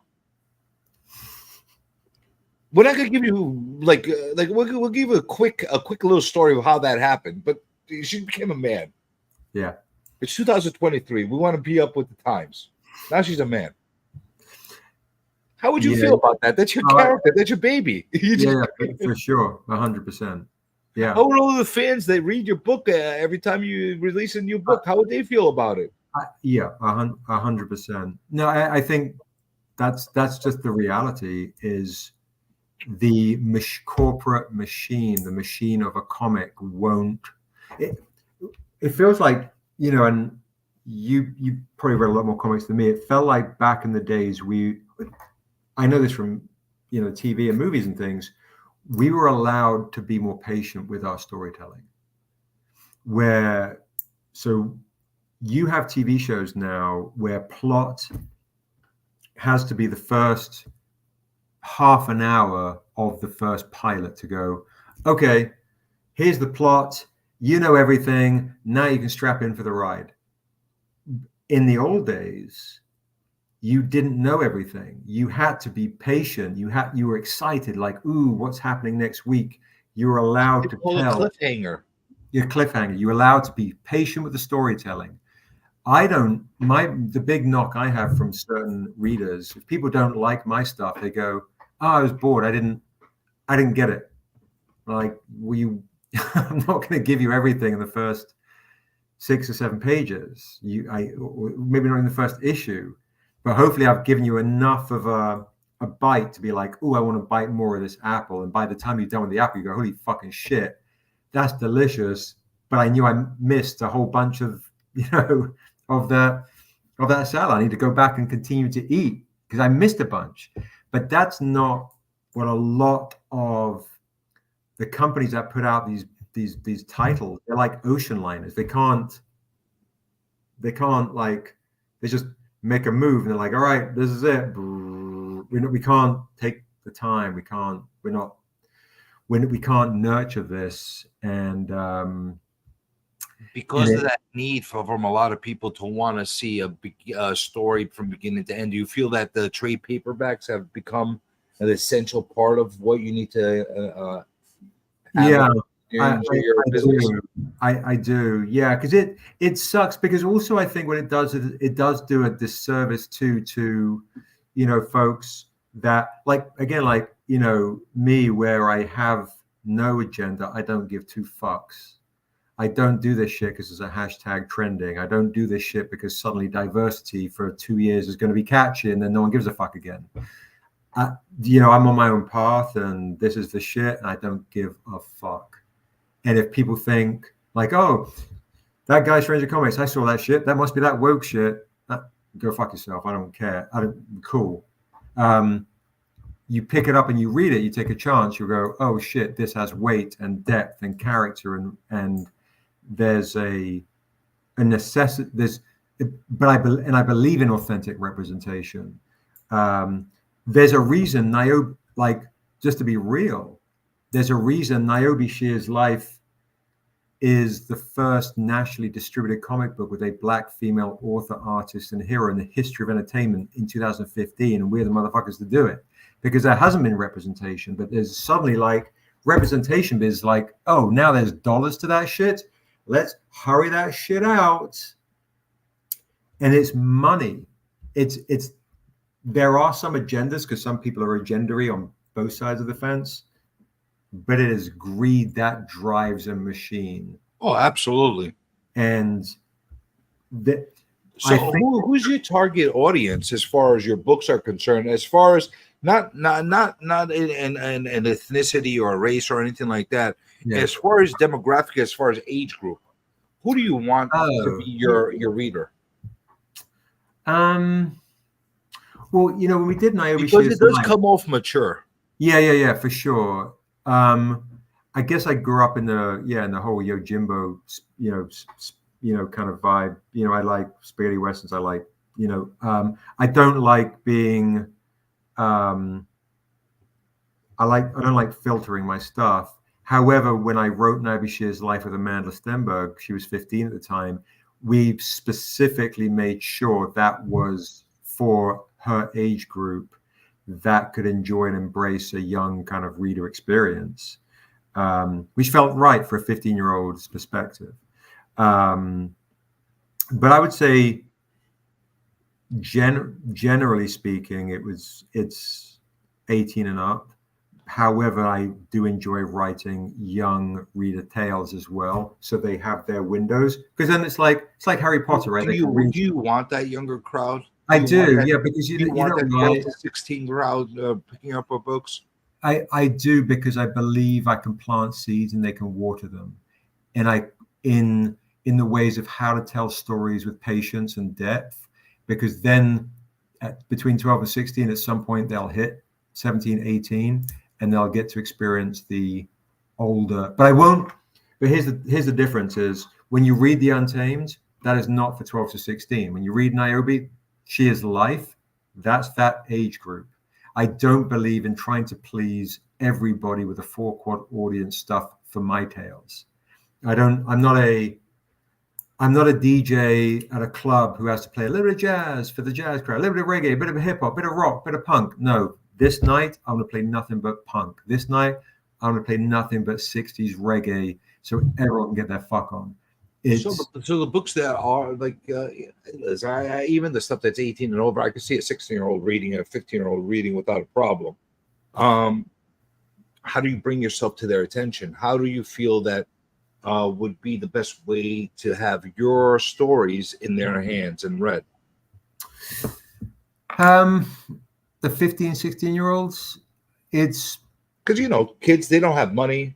They can't buy expensive variants. They can't get into. Oh, well, what I do for those guys is I'm like, if you want to read my shit, go to the website. You can download 6 issues for free and see which tale you enjoy, and then get in. So as much as I've got these expensive variants for collectors, I've got. That's something I didn't realize. You actually have your first 6 stories for free over there. Yeah, you get Untamed issue 1 for free for a download, Niobe Shear's Life for free for a download. The first 6 collected works, you could download each issue 1 for free, and like a sampler platter, and see like, oh, I really like this storyline. Let me do this. Or if you're a parent, and you're like, oh, let me check. Oh, you know what? That's maybe a bit too grown, but Niobe Shear's Life, that's good for my kid. That's excellent. That is really, really excellent, because that's one of the things I struggle with a lot of children and teenagers that I see wanting to get into this. And it's tough for them to pick up multiple books every week. Yes. or every month, 10, 20, $30 a piece, Yep. what are they going to do? Go on a date first, or are they going to buy Right, comics? right, exactly. Yeah. So to be, it's so interesting to collect. I got interviewed once, right? This is after we had the HBO deal announcement, and I was so baffled by it. Someone interviewed me, and they said, "What do you say?" Because there's a bunch of collectors in the community that are talking shit about you, that you did this deal to make money off of collectors and speculators. And I was like, what? I didn't even know really this was a thing until kind of around that time. I didn't write the That was Untamed. what, 2, 3 years ago, right? No, this is maybe so. 4 years ago. Yeah, 4 years ago, I think we announced in It's been a 2019. while. It's been a while now, yeah. But I was so baffled by it. It's like, no, I started creating this world to tell these stories. And Yeah, but you know what? Even if you did sign a contract to make some money from it, yeah, but I didn't you know, sign a movie deal so I could God forbid upsell you try to collectors. make a deal that's going to make you more financially stable. Sure, but thank you, and I appreciate that. But it was hilarious. Like, yeah, I signed an HBO deal so I could upsell rare variants. It's like, what? No, I want to tell stories, and then I believe you honor each type of reader, right? Each type of person. So you're like, okay, for someone that just wants to read stuff, great. Here's your free downloads, and here's your cheap downloads, or here's your $3.99 read a comic. Here's if there are folks that like collecting, here are these beautiful collector versions, and hopefully they'll be worth a bit of dough because they're collector pieces. And here's the speculators who I guess don't even read the stuff, which kind of sucks because hopefully you kind of want to fall in love with your hobby. But hey, no knock, cool speculators. Here are the ones I recommend. God willing, it does get on TV, and great, you've made some real money. So I believe each market needs to be honored the right way. But I'll never sacrifice the story. I don't do shit for clout or because anything's trendy. I just don't care. That would just never change, Yeah, but you know what? Even if there was a element of that where you're taking advantage of a hot market, you have a studio that's willing to pay you a lot of money in order to wrap up your rights or option you. Mhm. You know what? Ask all those people that are criticizing right now what they would do in your place. Yeah, 100%. I think when people talk about, because everybody has high morality and has yes, a high self-worth as far as I would never do that because I'm in it for the love and everything like that, and that may very well be true. I But think you also have to eat dinner every day. 100%. I never knock anyone for taking a deal or to change their character or do whatever. You don't know what people deal with behind closed doors with sick family members, like, can you pay your rent this month? Like, so I never knock anyone with taking any kind of deal ever. It's just, I don't know them. I don't know what their experiences are, what their life experiences are, what their family life is. So, it's so easy for, I believe comics are in such a unique space because for different age groups, especially our age group, now it's, our kids, that's video games, TV, and watching YouTubers and reaction videos. But for us, comics are essentially a culture of our identity. And I think that's why people, whether it's overreaction or not, it's such a visceral thing that got us through key moments.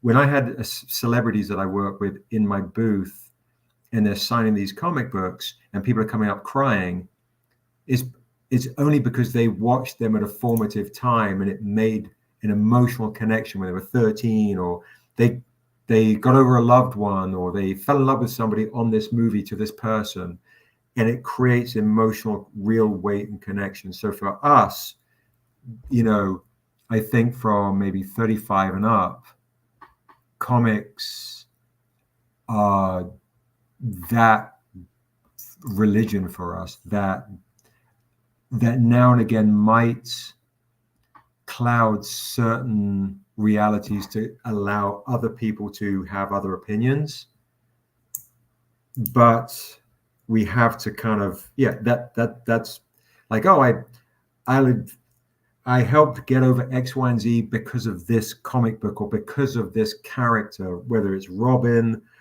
to James Bond to whatever it is. But as we're kind of moving into this new space, parents that are like in their 20s and 30s with a 5-year-old kid can go, oh, great, my kid can now be Robin. People just aren't thinking that deep.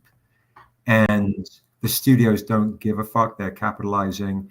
And I think what sucks is there's now not this, it does a disservice to folks that want to see organic, homegrown characters, whether it's from Iceland and they're kind of exploring their Viking cultures, whether it's, someone that is struggling with being gay and they're in maybe the Caribbean or Russia where it's illegal, like things that have even more depth and depth and depth and depth. We need more Greek characters. We need more Greek characters. Bring more Greek folks. I mean, like, but that's essentially. So for me, it's like I'm independent as fuck, right? I did this shit with nothing, and I sometimes get folks coming up to me going like, well, "Where are the Latinos? Where are the Asian characters?" I'm like, "They're coming. I'm just don't have the, I drive a fucking 2005 Scion. You can't just vomit everything at the same time. I don't have the money for it. But even the thing, you can't just like all of a sudden here. Yes. You have something for everybody. Yeah, you introduce them through your universe. Yes, and it's got to be done organically, the right way. Actually, the new comic book, one of the new comics books we have coming out, is actually set in the Asian part of the world, and it's organic, and it's taken a long time to get there. But I'm not faux independent, where it's like Silicon Valley funded and these indies that are like they got billions in the bank. I think because we have a great looking booth and the product is beautiful, it's because we've really. Do you feel like you become a rock star at the cons? You so don't have a rock star booth. Yeah, we do. We do. I will say this much. We worked our roster. You don't cut corners. No. When it comes to the cons, because you always have a nice sized booth. Every time I've seen you at New York Comic Con, and everybody knows the real estate in New York Comic Con is not cheap, bro. It's terrifying. And you had a nice sized booth. Thank you. You didn't have like a little rinky dinky booth that you shared with another 100 people. That Well, I've been there. I've been there, but bro, like we've earned our stripes, right? It's like 2009. We had 2009. I shared a booth at San Diego Comic Con with 9-10 other publishers. Then the guys that ran the booth gave up the booth space, and I couldn't get it back in San Diego Comic Con until 2016, 17. What's up for San Diego or New York right now? But let me finish the story. It's like I literally had to share, in order to get back in San Diego, 1 6-foot table with another creator. And then I got my own 6-foot table. Then I got my own inline, 10 by 10 inline. And then finally I got my own 20 by 10. So it's a progression of attrition and patience. So do you have to reapply every year, or like as a vendor the previous year, do you have like first in? You kind of build your relationships with each convention. Like I have never done Dragon Con, and that's in the South in Atlanta, where there's a big Black population we have a lot of fans there. Like, when are you coming to Dragon Con? How come you don't come here? And I'm like, I can't get a booth there, but now I've got people who are other literally vendors going, how come you don't have Stranger Comics at Dragon Con? We do Dungeons and Dragons looking comic books. We're like the perfect company for Dragon Con.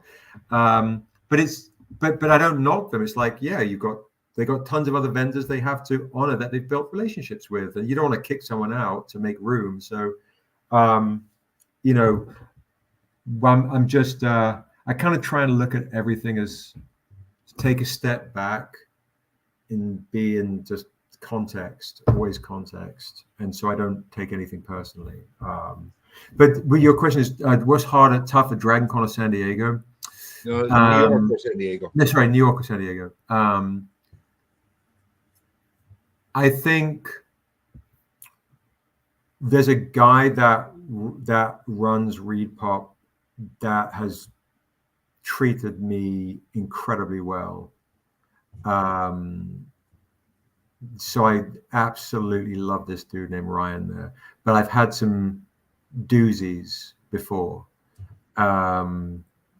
The hardest aspect of New York is as soon as you touch down in New York, I'm like, oh shit, I'm spending money. Getting onto the showroom floor is very tough at New York because of the parking situation, the docks, the dock fees, those types of things. So if you don't want to spend a fortune in dock fees, New York is really tough. The actual convention itself and the people, I fucking love New York. The guys that run New York Comic Con, I love them. They're great to me. But they also realize, you know, I'm not one of those guys that yells unnecessarily. I'm sure there are some people that go, I mean, I just hear horror stories of, you know. Well, that's been the story with a lot of people in New York saying that they just can't get in. And they have no in. Yeah. And a part of me is thinking that it has to be a barrier of cost to get in there. But other people are saying that they just can't get in. They're being denied. It's just there's only so much real estate on the showroom floor. And I remember speaking to one guy years ago at ReedPop saying, you know, am I going to have this comic book publisher who's got quality comics, or am I going to have yet another kind of, for lack of a better term, old toys? You know, like, you know, so if I've got only one I can choose, what do I get? There are some, you know, I can't imagine how difficult it must be to be in the business of deciding who has a booth or not. That's right. Big names like Sean Chen, he couldn't get a table this year. Oh wow, yeah, he was floating around. I saw him there. He just didn't have a table. Wow. I don't know. It's really difficult because I've also found too, just doing this from running a record label, trying to have a booth at certain, you know, record business conventions or street fairs and things. There are some types of folks that scream and yell until they feel like they need, you know, they scream and yell to get their booth. And I just try and be nice because, you know, but I can see both sides. Like, it's very frustrating. British, do they take you more serious? I don't think they give a fuck about that. This guy is, you know, he's a bit British. We got to be, you know, be careful around him. You know? No, yeah, right, yeah. He's all mobbed up in England. Do you know what I mean? No, I think it's just a sense of. I mean, for me, I just think life is tough, bro, and it's like you said earlier. If someone puts their hands on me, then that's different. But this industry is not easy. So just be pleasant and be kind and be nice and be a decent person. If it was easy, everybody would do it, right? I mean, screaming and yelling or whatever doesn't necessarily, you know, I mean, as a kid in New York. Yeah. But yeah, for sure. I mean, it's part of the dialogue. It's part which I thoroughly, so selling, I thoroughly love it. I love the hustle. I thoroughly love And I love it when people come and try and out hustle me. It's kind of adorable. You feel that New York lost its luster a little bit when it comes to the comics? Which one? New York lost its luster a little bit as far as the comics itself. I mean, don't. it's a great event. I mean, you see all the pop stuff happening, and the anime and the manga and the toys. Anime has made a big push in the industry. But the comics themselves this year, I've never seen Hmm. that little output as far as booths are concerned. Oh, really? With pure comics. That's interesting. You know better than me, to be honest, bro. I'm so in my booth trying to make my money back. You were clustered in the area where all the booths were, like all the comic booths. But there was a lot more to that whole area as far as booths were concerned, and the majority of them were toys, Funkos, and right. That's been a huge stickers thing. And cards. Yeah, I think it's hard, man. Trinkets. I think if I started Stranger Comics now, it would be a really hard hill to climb. It's still a really hard hill to climb. Like the cost to get a booth and to fly out all the freight from Los Angeles and the accommodations in New York is crazy, and booth help and all the things. You're out of pocket like a shitload of dough. So it truly is a pay to play business. Oh yeah, big time, 100%. So a lot of times people are like, and for me, I'm like, I'm not here to break even. I'm here to make a profit. Otherwise, I would hope so. I can't survive as a business. But the general publisher and indie publisher, I think, if you want the honest truth, I think I hadn't thought of this until we were having this conversation. I think at times there's a casual look to going. I say casual look. Maybe I'm not articulating correctly. When you go, I'm going to a comic convention, and hey, if I'm a staff member and it's not my own dime, I get to go. I'm traveling. Do I really need to sell a lot of comic books? I don't know. I'm here. I think when you don't see certain publishers at certain comic conventions, they go, I might actually not make money here. Because you see us, right? At the show, you see my team. We're all very nice, very sweet, and very aggressive with our sales, but it is exhausting.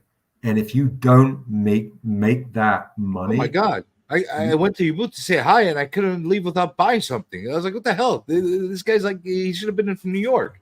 Right. But I'm saying, like, there's comic companies I know that when they go there, they're not making the kind of money that they need to make. And if you add that up over a course of like 10 conventions a year, right? So let's say your comic booth costs could be 20 grand, right? Mm-hmm. And you need to make 40 to make a profit because you still had to pay the artists and the printing costs. And I'm just talking about booth costs, getting their accommodations, maybe more, maybe a bit less, whatever, right? But let's just throw out a number of 20 grand in travel. Yeah. You don't make, and you go to a table and it's like, oh shit, those variants are $30 a pop aren't selling, or $50 a pop aren't selling, or not even $4 comics are selling, or like, oh, the fans are there and then they want to buy the Funko Pops, or they want to get their picture taken with, Celebrity X or whatever. Okay, did you make 20 grand? Maybe you made 25, maybe you made 30, maybe you didn't even make 20. So now actually you're losing money.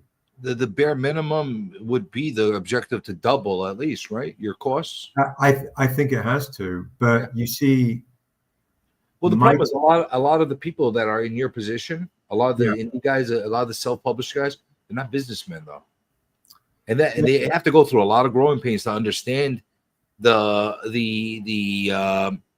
basics. Sure, of business. 1000%. But that's why a lot of the indie guys, what they smartly do, the indie guys is they just get an artist alley table, right?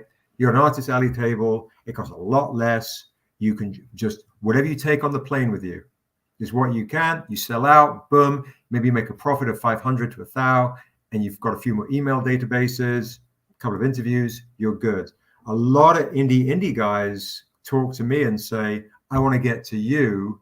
And I'm like, that jump from artist alley type stuff to a big booth, are you prepared to take on the risk of the amount of dough it costs to have a booth that size, the freight, that if you don't sell, what are you going to do? Trash it or then freight that shit all the way back across the coast? You're talking about a tremendous jump in margin, like slimming of margins. So you need to basically assume, your jump from what, $3,000 to $25,000. Do you know what I mean?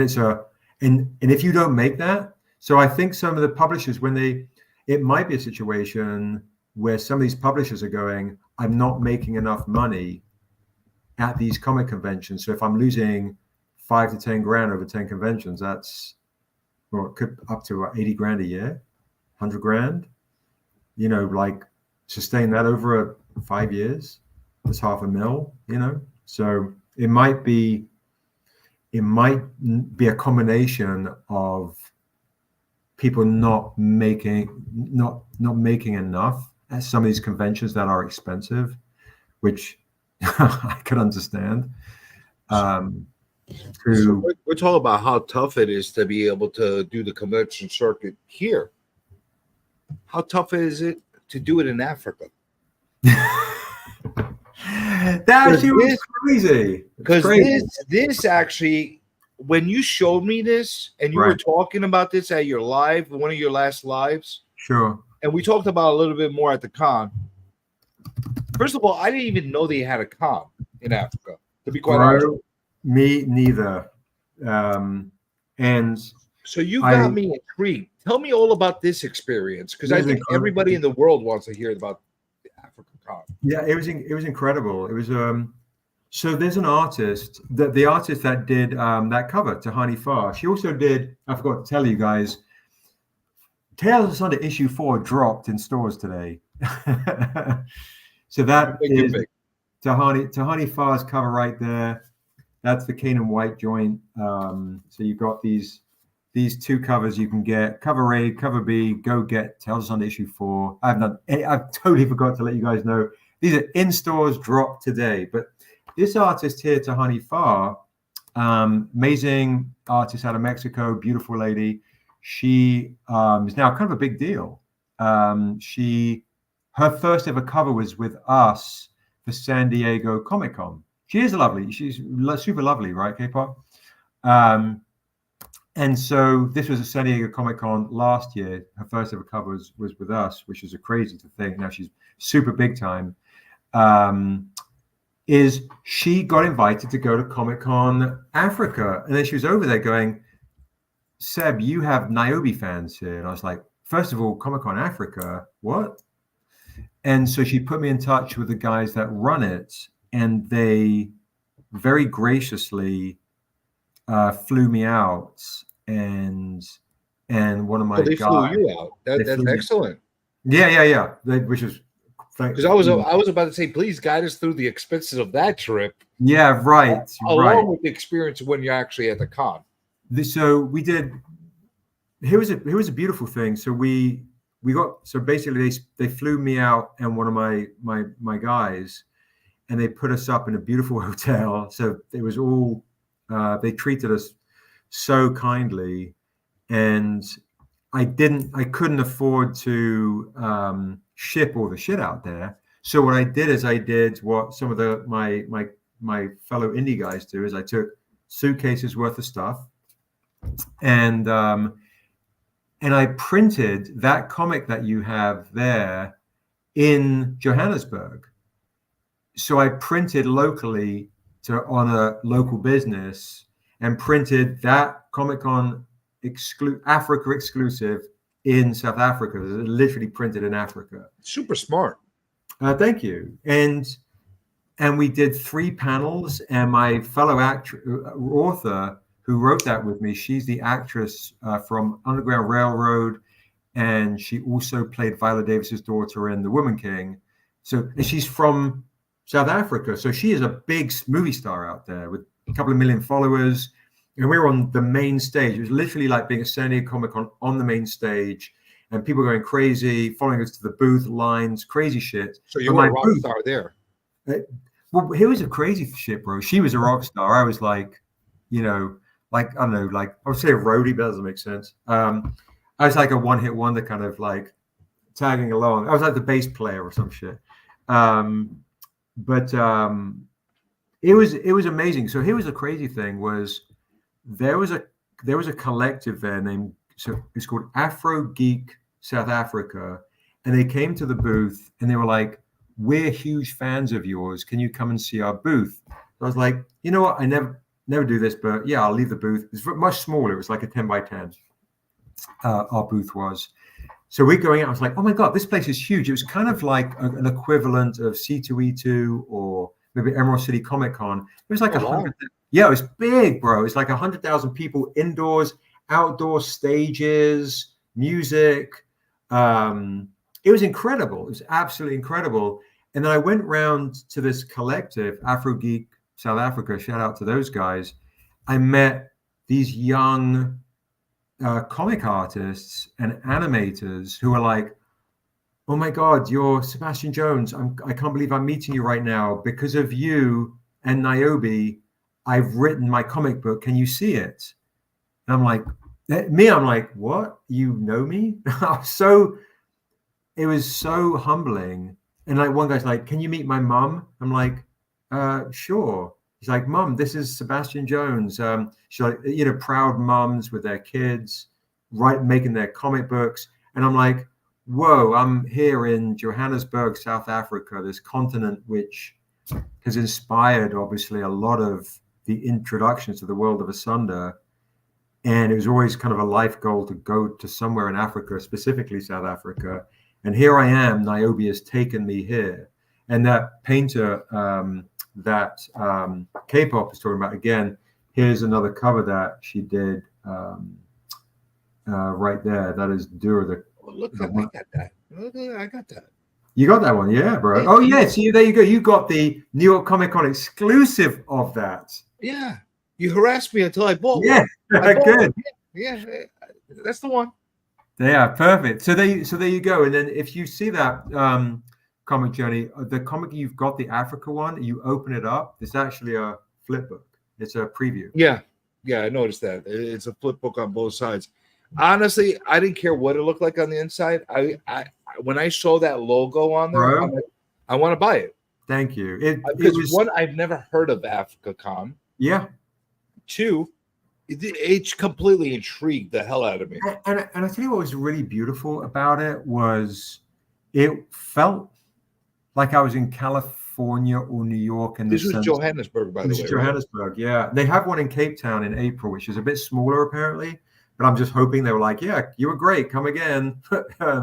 How long did you stay there? I was there it was a 4-day con, which was long. And I stayed there next to 2 or 3 days so I could do safaris and just experience, like, while I'm there, shit. Well, you're in Africa. You might as well. How many shots did they give you? None, bro. Like, really? Yeah. Really? Yeah. I hear these stories from everybody when they go to Africa. They use you as a pincushion. Right. Yeah, no, and you know, they're affiliated with I can't remember how, but there's some kind of connection with Reed Pop, with Reed Pop, who do New York Comic Con. I guess they figure if you could survive all the hobos in LA, nothing could kill you. So that probably helps. I gotta say, what was lovely was like, I had no expectation. I didn't know what to expect, but it was the beauty of seeing a very mix of black, white, brown people. There's a lot of Indians there too, a lot of black folk, a lot of white folk, like just coming to Comic-Con. And it was like, oh shit, this is really, really fucking cool. So it was like an international crowd that was there? Super international crowd. Because when you step outside of the convention, everything is pretty, it felt pretty segregated. Have you been to Africa before? No, bro, never. No, I had no idea what to expect, Okay. And, but they put us up in a very nice hotel. And then we were taken to like a shopping mall. We went to the Apartheid Museum, where you literally saw the history of apartheid in South Africa, which was, and you saw they had part of the exhibit, they had the parallels of the civil rights movement in America at the same time as everything happening in South Africa. It was freaking, it was intense. It was overwhelming. We made a lot of friends there from different backgrounds. It was honestly, there's so much I crammed in 8-9 days, from meeting the other creators that were flown out, to the local talent, the local artists, to safaris, to just meeting locals that were like, hey, where do I go? I'm like, oh, they're like, oh, we'll take you to, there's this museum called the Cradle of Mankind, where supposedly the first humans were first kind of, here are the bones of the first humans on Earth here at this museum.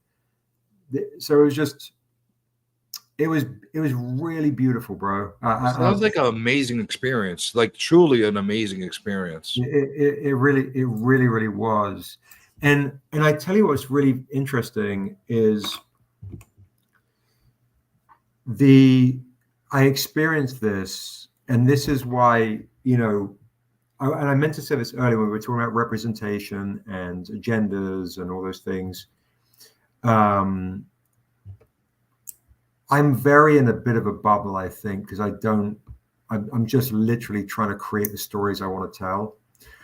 I'll tell you a quick funny story. I met with HBO and one day, and I gave them the pitch. They loved it, and then they made us the offer. But I met with another studio later that day, a big studio, and I won't say who it is, but it was very funny. There was like 8 studio execs, and one of the studio execs said, so Sebastian, what's the demographic? And I was like, I don't know, people that like good shit, because I knew what they wanted me to say. And I was like, at the end of the day, people just want good story. But I know what you're going to try and get me to say, and I'm not going to give it to you. But the guy at HBO, the head of drama there at the time, David, he was absolutely amazing. He said, can I ask you a question, Sebastian? In The Untamed, is the stranger you? And I was like, yeah, that's, this character represents me wanting to be a better man and a better father, and what would I do with that chance? And he goes, okay, can I ask you something else? Is Niobe you? And I was like, yeah, she's my hope that I could be that better person, and she reflects this opportunity for my redemption as a good person, whether I feel like I deserve it or not. She's also mixed like me and struggles, like I think with anyone, not just mixed people, of where do you fit in the world? And then if you find where you fit in, where do you belong? With what people do you belong? And finding acceptance and finding your place within the world. And it's like, okay, cool. And I was like, I fucking love this dude. He is getting, because sure, and he actually read your stuff. Yeah, he read the stuff, sees shit like this, but doesn't ask me the diversity questions, right? He asks me about the characters, and he was smart in the sense of wanting to get to know the depth of me as a creator with what we're putting out. So, and sure, the one other aspect too, and I'll come back to this other point I was going to make, is a friend of mine, one of my best friends, is an ex of mine who I was with for a long time. She said, one thing that's very interesting about, Saga would be amazing. It's funny, Niobe gets compared to Saga a lot, funny enough. She says, when you're in Africa, essentially, when art is created in tribes, it's not created ever for commerce or for ego. It's for celebration of culture, of a ritual. So when I think about that, I'm like, that's pretty fucking deep, right? Where you go, okay, yeah, we need to make money, sure. But in the art that we're creating, we're trying to create a ceremony of culture, a ceremony of moment, right? Where whether it's a union, a love, a battle, what are these layers? Why are people fighting? Why are people doing this? Why are any of our characters doing anything? And I think when I was told that, I was like, whoa, I've got to make sure I maintain and honor this medium of comic, which has been around telling that they say there are two great American art forms that have contributed to the world of art, right? One is jazz and blues, and the lineage of that music, and the other is comic. So here I am in this landscape of comic. I've got to honor that medium, whether it becomes a TV show or not. Of course, it would be amazing. I get to tell stories to a bigger audience. And I get to play in a bigger sandbox. But the comic medium that I'm in, the reason why we do, comics that have, we want to honor the presentation. We want to, without sounding like some obnoxious dickhead, I'm here to kind of just do the best I can. And then when everyone comes to the booth, no shit, I usually get 1 or 2 to maybe 5 or 6 people that start crying, overseeing, and it's oftentimes Black elders in their 70s. How does that make you feel when you have somebody that is admired, that you've touched, that comes in tears to you? Is it awkward? It's not sentimental. Sentimental. Yeah. It kind of cuts through suddenly all the noise of the convention. It cuts through all the noise of opinions and I don't want to I never want to disregard people's opinions, whether I agree with them or not, because they're real. And I think, and I'll get to one quote, my favorite quote, in a second. But it just hits me. The exhaustion evaporates for that moment, and I've had these elders and these older people going, "Don't give up, young man. This wasn't around when I was young."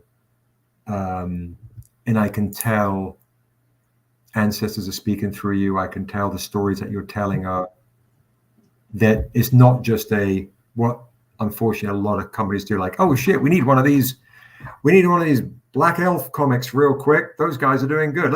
You can't. This has been with me for 37 years. So you can't. No one can quickly just conjure up a world and have the same, I think, care. It's not easy to do this business, but also honor the medium and honor the stories and honor the characters. And so, yeah, bro, I'm just humbled. The first time I ever had a Niobe cosplayer in the booth, it was at New York Comic Con. And I was like, I turned around, I was like, what's Niobe doing in the booth? Like, how does she get? It's like, I didn't even register. It was like, how does she get into the booth? It was like a surreal moment. It was a surreal moment. I just couldn't even, I can't help but asking you this. I know it's probably a sensitive topic for you, but yeah. I'm a very blunt person. Yeah, that's fine. And like the way I see things, I say them. Sure. So, can I ask you a question? Have you now you're mixed, okay? I'm assuming that a lot of people that I didn't have that problem because I was actually introduced to the book with you simultaneously promoting the book. So I Sure. knew what you looked like when I saw the book. Have you ever had somebody that picks up the book regularly whenever you release them, come to the booth and say, "Where's Sebastian?" And like, and you're like, "I'm Sebastian." They're like, "No, you're not. You're white. You're not Sebastian." like, like, you ever get that I've had a few response? Yeah. Oh yeah. I've had it. Because I can only imagine there has to be human nature where they're like, "What the hell just happened?" Like, I thought you were black. Like, what the hell? Yeah, no, 100%. Well, I mean, it's so interesting, bro. Like, because you have like an odd thing. Most of the people that I know that are mixed, Yeah. they always go towards the darker end. So it's Right. there's no confusion that there's some kind of mixture. Sure. You're a lot lighter, the guy. So Yeah. you must confuse the hell out of a lot of people I when you do. first I time. do. Yeah. I find it endearing. I don't find it it's taken me a long time to kind of get to being who I am, right? Like, so just being, I'm pretty confident, bro. Like, I don't give a fuck, to be honest. I've been called nigger, packy, woke, spick, white boy. I've been called it all. The last guy to call me a white boy, I said I haven't ever been white, and it's been 35 years since I've been a boy. Don't ever fucking call me that shit again. I've been called last dude to call me a nigger I put in hospital. I don't give a fuck. But without Now, how were you embraced in Africa when you went? Oh yeah, it was great. Love. But I think here's the difference. I think in America. So here's an interesting thing. Depending on how big my beard is, and depending on how big my hair is, or depending on how a person wants to perceive me, organically, I've been like, straight up, like, excuse me, can I ask you a question? Are you black, or are you a brother, or are you this, or are you white, or are you, not to be rude, but I'm assuming you're white. Why do you do black comic books? Or what's up, black man? How you doing? Like I kind of experienced. It's been a very unique experience to kind of like, or are you Arab, or oh, you look Jewish, or oh, are you Greek? My mix is so. Or I sit in the car and someone starts speaking Spanish to me because they assume I'm, Latino or something, right? So what I find is most people, honestly, when they're not on social media dealing with their own anxieties, organically want to actually connect. So in real life, people want to find a way in to organically connect in a positive way. Sometimes there's going to be distrust of like, that's few and far between, but I get it based on the history of this fucking country. But there was an exercise I did once, right? And I had a friend of mine, this black chick who was a professor, and she would have me sit in her classroom and I wouldn't say a word. And what she would do is she would hand out a pamphlet. And on the pamphlet, it was, who do you think this man is? What do you think his ethnic background is? What do you think his sexual preference is? What do you think his religious preference is? What do you think? Do you think he's been to jail? Do you think all these? It's 20 questions. And this was when I was younger, and I had my hair was much bigger at the time, and my hair is just what it does. I'm very not a guy that. I'm clowned a lot for being like, my staff go, make sure you wear something better and do something, because otherwise you look like a homeless guy in the booth and you're the boss, right? So this is how I am. This is what it is. This is what it is. So see, you would definitely pass for a Greek. Sure. Yeah. You definitely would pass for a Greek because a lot of us have that thick hair, super thick hair and the dark features. And I got a feeling that if you sit in the sun for a little bit, you're gonna catch some color real fast. Oh yeah, for sure. Or Middle Eastern. So Middle Eastern, I got that. Yeah, I could definitely see that. So It's funny. It's really, really funny. Like you tell me how they ask you that. For me, when I'm looking at you, sure. what race you are is an afterthought. I start to wonder that after. Like Well, my first thing is like you're the British guy. Right, for Like sure. my thing is like I identify first with the culture, Yeah. then with the like. All right, so what is he? Is he Greek? Is he Sure.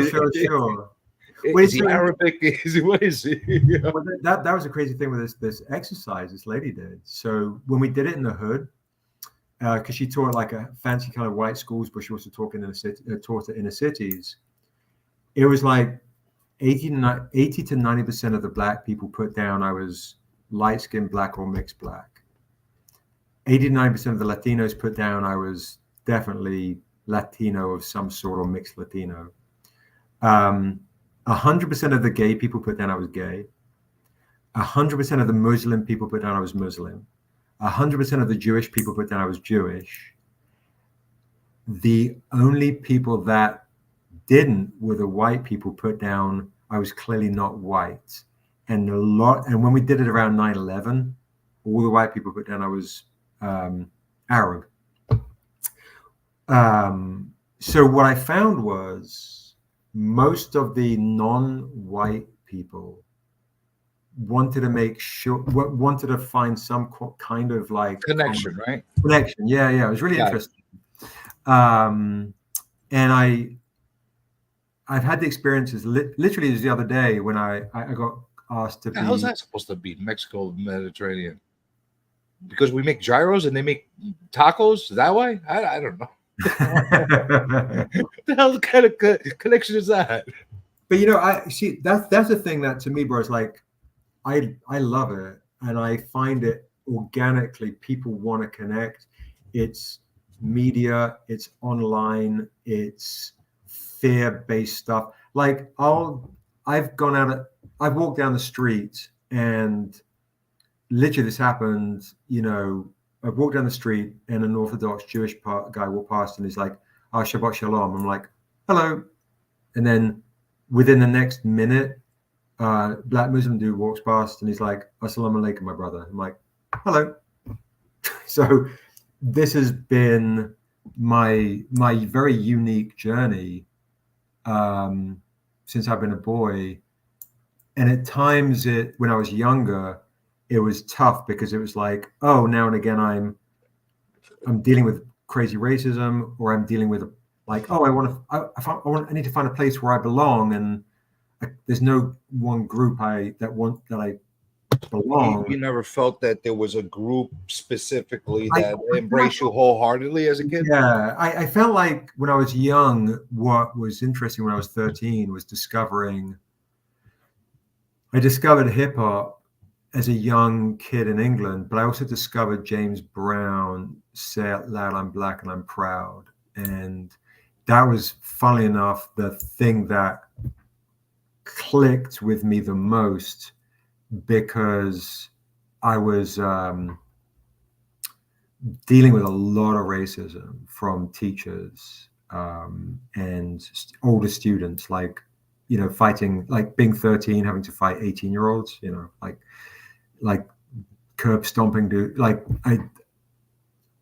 so discovering certain things created kind of formative kind of experiences, and then going like, well, okay, suddenly I don't belong, but then other people going like, yeah, he's like, I was invited to be a part of a black writer group or something, and it's like, you're black, what are you talking about? Like, so you, and then other people going like, but but here was the thing that really kind of fucked with me the most. Is like, Niobe is the star.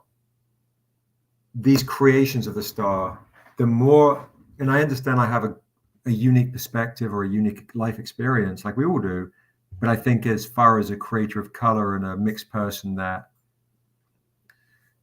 I've never been anything else other than who I am. I don't code switch. I don't give a fuck. I'm just, and it's not a badge of honor. It's just what it is. I tend to understand what you're saying as far as Niobe being the star. Yeah.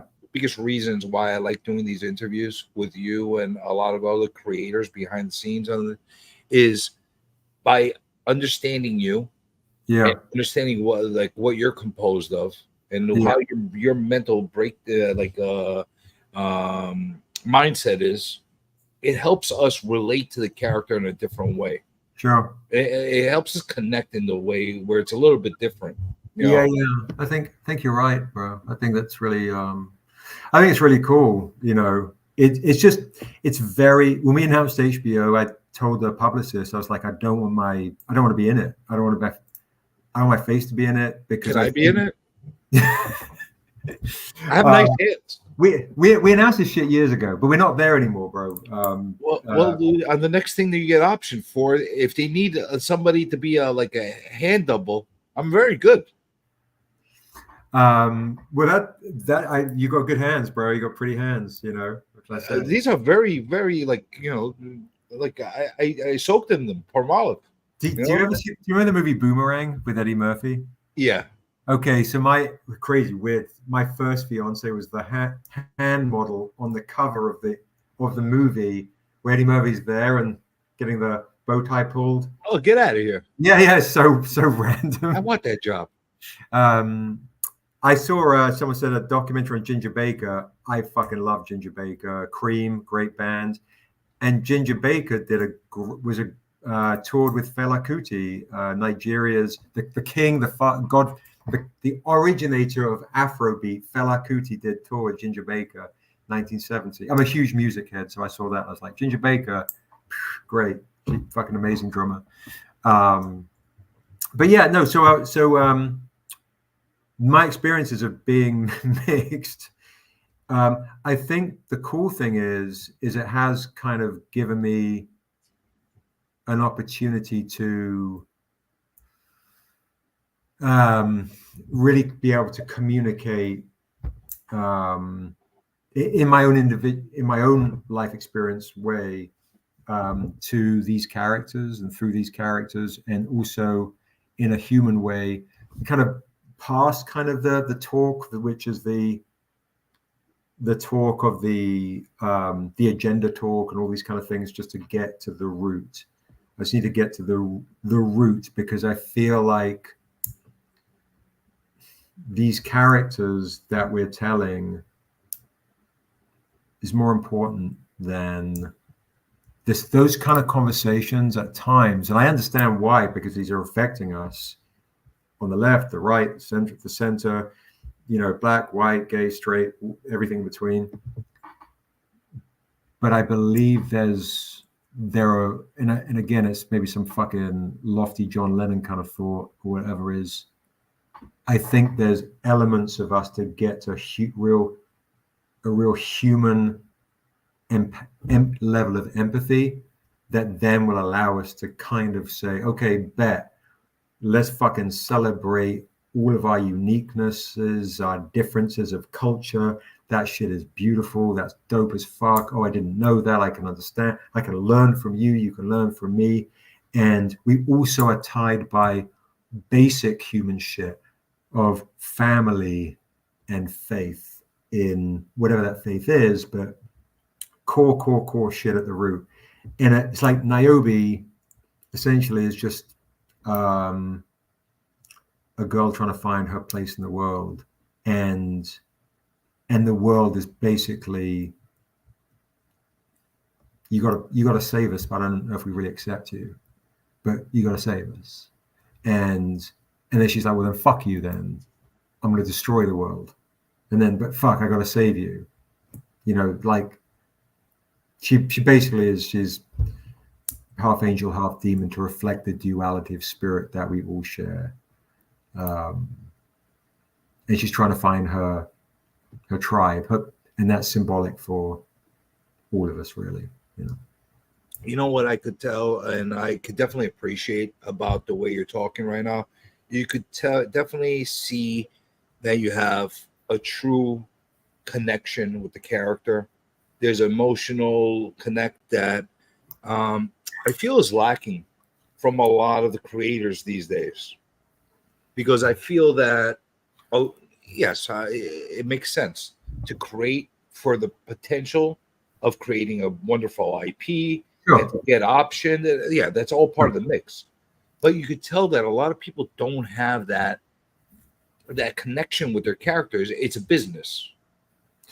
I can tell that you love your characters. These are your babies. 100%. Yeah, and when you do have those experiences, bro, of like people crying in a booth to sending me message, and it feels weird to talk about it because it feels like a brag, but it's just it just is. It's what keeps me going when things are really fucking difficult. Well, I don't know why it would be a brag. What kind of normal human being brags about making people cry? Yeah, well, but I mean, as far as like some dictator or something, maybe. Sure, right. But it's I now and again get messages which are like, oh, because of you or your panel or your comics, I ended up going back to school. I graduated. Here's me and my family, and your characters and your stories helped me through this time. And I think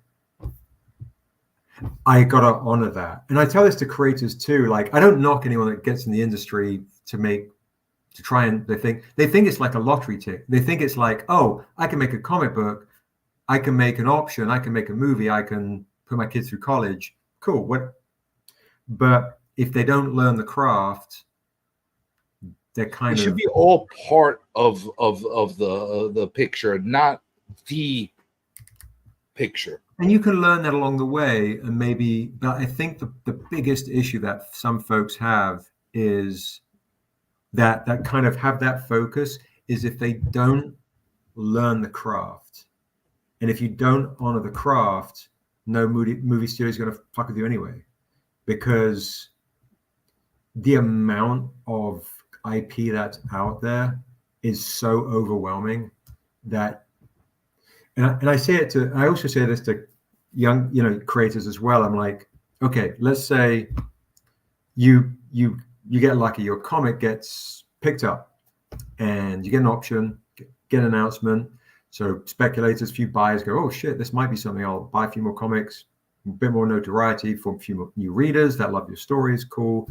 And then God willing, shit, it gets on the air, right? It gets on the air, and you made that deal with that studio, and the studio does a really lousy job of that with that TV show or film. You might make, let's say, $100,000, $1 million, whatever that big number is, 50 grand, from 50 grand all the way up to whatever. But they cancel it after one season because how many IPs last more than one season? They destroyed your product. They just literally destroyed your project for life. So now you're at a comic convention with your comic book that they made a movie out of, and that person that's never heard of you before walks past and go, oh, that's that bullshit that I saw on channel X and it was terrible. They just fucking walk past you.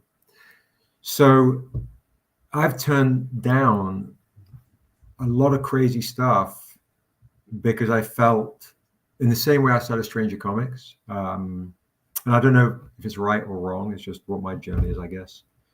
I've turned down so much stuff, backers, financial people, whatever, because I believe until somebody comes along, and that guy that ran HBO, head of drama, and he unfortunately left, which kind of didn't make things as fun as it was when he was there.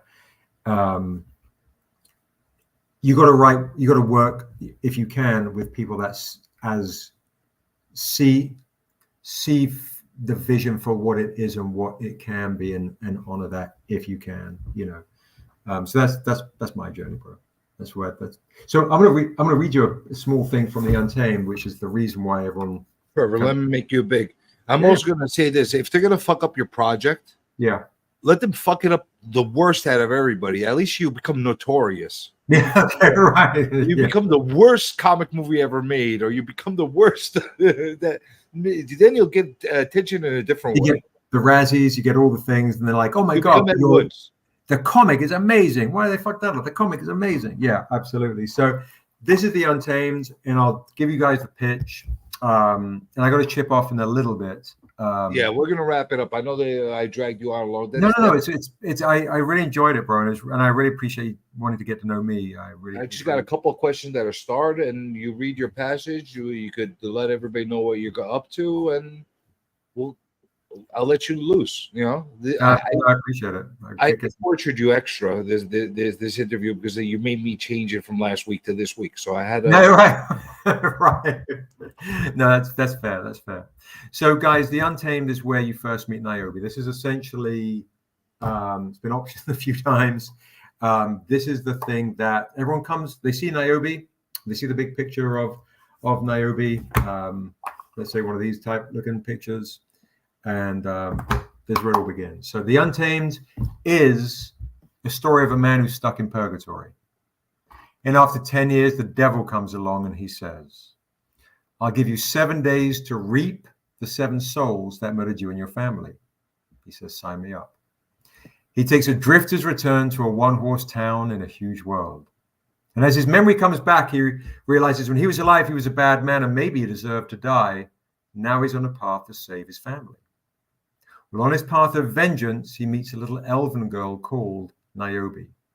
And she reminds him of how old his murdered daughter would have been, giving this man a second chance to be a good man, a father.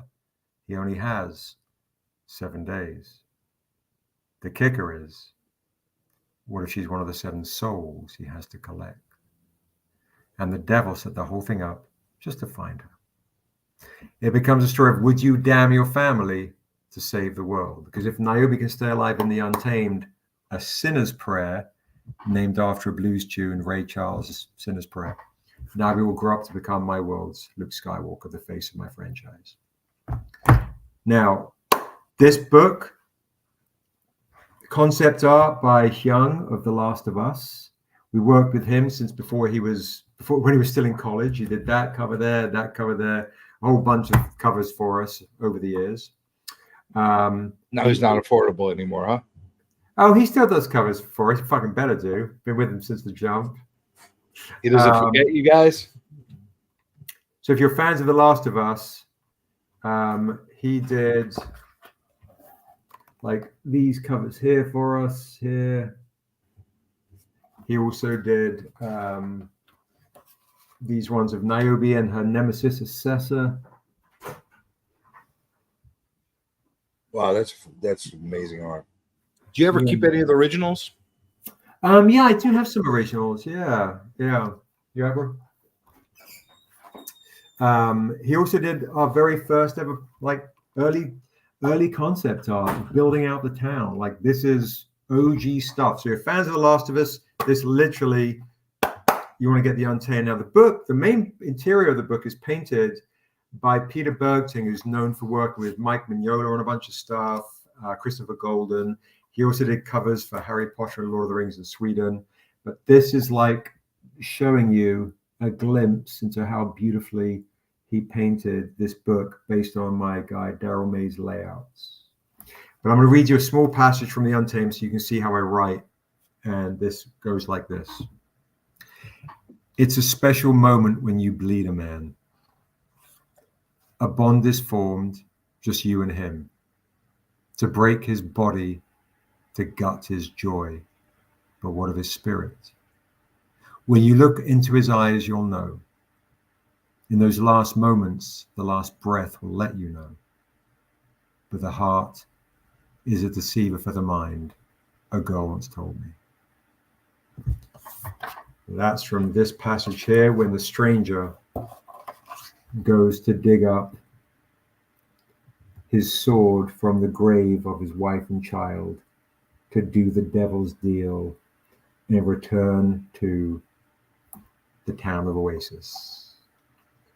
And some say the town of Oasis is a watering hole for the devil. Damn your British accent. You sold me again on another one. That's the intro, one horse town to the huge world of Asunder. So how can somebody obtain a copy of that book? So yeah, if you guys want to get a copy of the book, go to strangercomics.com. We do amazing bundle discount deals if you want to get all trade paperbacks. And we do have the link tree for you, which has that site in there as well. Amazing. Amazing. Thank you. Yeah. And if you want to get the Niobe spinoff, I'll show you from the trade paperback. This is like a Beauty and the Beast love story threaded with mystery that leads to war, but it's also about a young elven girl returning to her ancestors to find her faith. And this is a little, this is a more anime in its art style. That gives you an idea right there. Still very, very beautiful, but very, very different. Can I give the other one on the table? I was going to show you She is Death as well. But Dusu is another one here set in the world of Asunder about Niobe's tribe. This is a very Jekyll and Hyde type story about a man with the spirit of the jaguar deep within his soul. And the ancient spirit. You're gorgeous. How do you choose your artists? I try and hope to kind of connect with the best artists that will essentially help reflect the story. This like is a really savage story, so I wanted it savage. This is the new one, which is a little bit more love infused. So it's lighter, it's slightly more anime, but still with beautiful symbolism. This is the one that dropped in comic shops today. So you know, have you ever ventured into using AI art? No. Do you have any intentions of ever using AI art? I think if I used AI art, it would just be for my own sense of play of character work and development, and say, oh, okay, something might occur to me that I'm not thinking about. I guess I'm just old as fuck, bro. So it's hard for me to even just figure out how to use the TV. So anything new, I struggle with. So you wouldn't touch any AI writing either, huh? No, fuck no. I can't do that shit. Oh, you're a lot more adamant about the writing. Fuck the artist. It's writing. But I wouldn't do that to artists either. For what I'm saying is, I might do that for. I don't know, bro. I don't think I'd ever really do it. Even just with writing or even creating the art, I'd rather just work with my layout, my concept artist, and just come up with shit. It's you know, I did get offered to write. You know, someone's like, oh, I'll use the AI or stuff, and I'll still pay you your full rate. And I'm like, I don't know. It's just not. Quite a polarizing topic. It is. You know, I don't. For me, it's just I don't. I like the process. I like the journey. I like the experience of the creation. I feel it's. Fela said there's nothing more spiritual than music, and I believe this is a spirit. You know, there's a spirit. You know, like when that transcends from me to paper, and for you to read it, whether someone realizes it or not is another thing, or experiences it or not. But that's my goal when I write this shit is we connect. Yeah, it's the same way when it's so interesting where we talk about black folk coming to the booth and experiencing these humbling moments of crying. It's been very interesting when folks that, without wanting to sound all politically and whatever, but maybe they are rocking a bunch of conservative attire, I would say. I will also make sure I get out of the booth and go, hey, come and look at this shit. You might like this.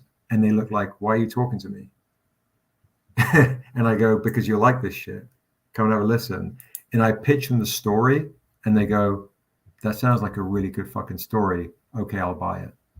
So I think that's the beauty of people have assumption based on look and all these things that we're kind of designed to kind of be combative with. But if you can connect on a human level, you can get people to listen to differences of opinions. And, you know, it's like, I might have completely fucking different opinions from you on 50% of the shit, but doesn't mean to say we have to hate each other because the other 50% we agree on, or whatever the case is. So that's just, you know, unless it's something super fucking, like, unless someone's a fucking super racist or whatever the fuck, and I'm like, I can't fuck with that person at all. They've crossed the line into that person's now my enemy. but my goal is to just connect on a human level.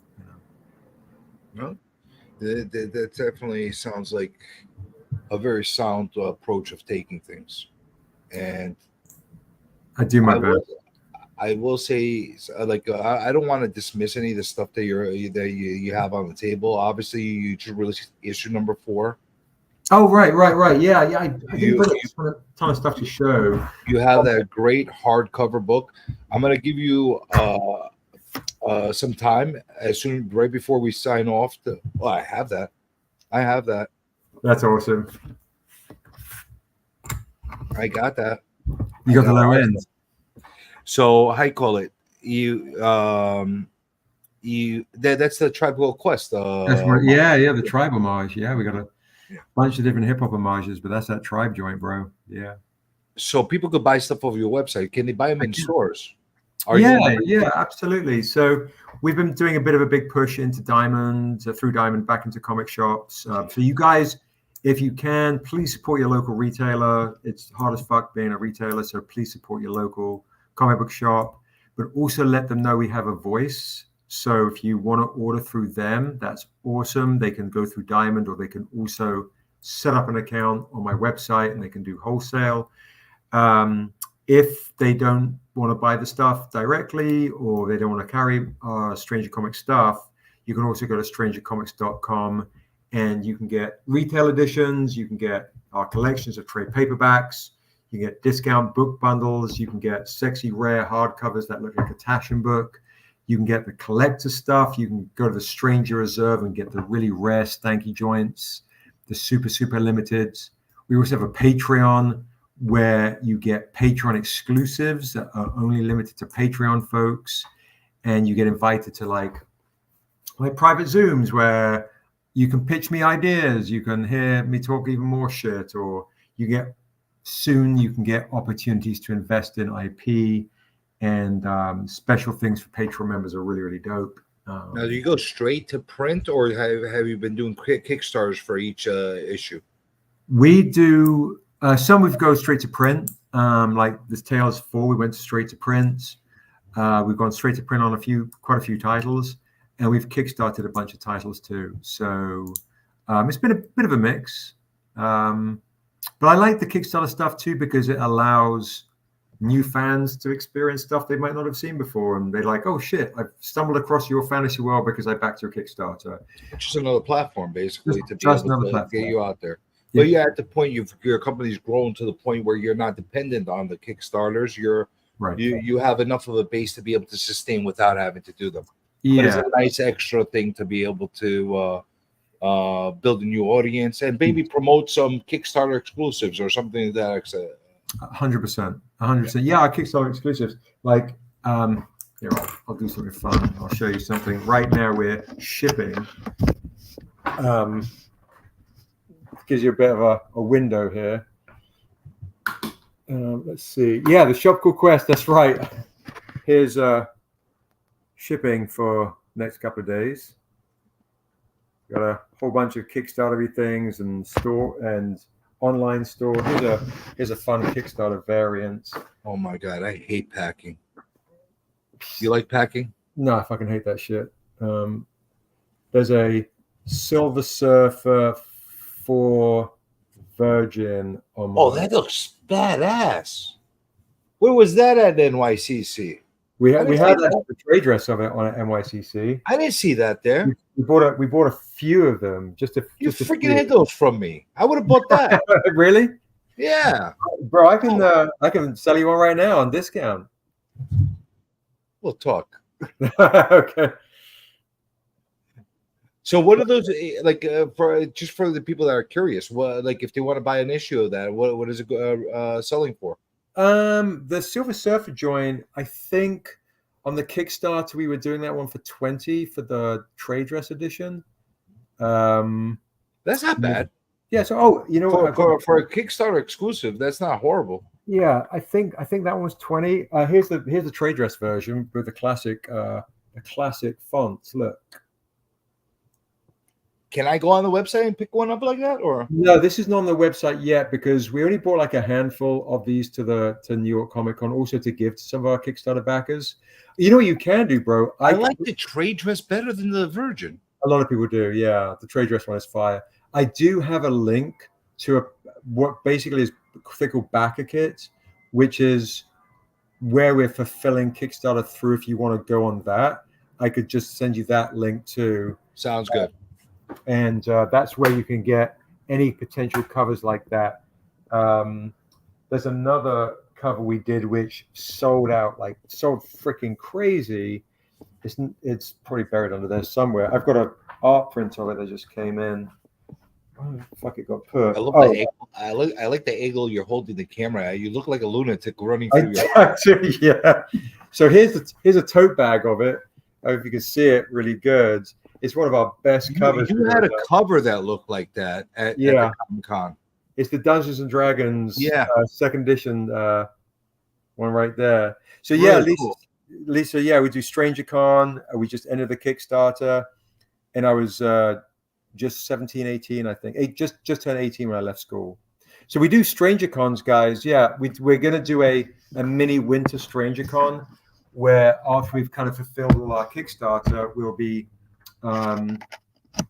where is Stranger Con for everybody that doesn't know?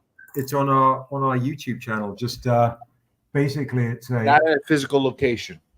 No, it's me acting like a madman for usually like 10. I think I've ran through a couple of those streams. Yeah, I didn't realize it was a special event. I thought you were just like calling it like Stranger Con, like. Oh, like you know what? Stream. I was writing subscribe here, but I guess that's a kind of a block type comment. I'll just put, hey guys, we're here. So maybe that'll go through. There we go. So if you guys want to basically stay in touch, just sub the Stranger Comics thing I just popped up. But yeah, we have really cool guests. Like I'm writing with Yetide Badaki of American Gods. I do have that in the description as well, in case anybody's watching the replay and misses it. Oh, awesome. Oh, and also, guys, our current new issue is on, if you go to strangercomics.com, all the new releases are right there too. So you can get the retail stuff. You can go into the Stranger Reserve. You can get the comic on Africa that Comic Journey got.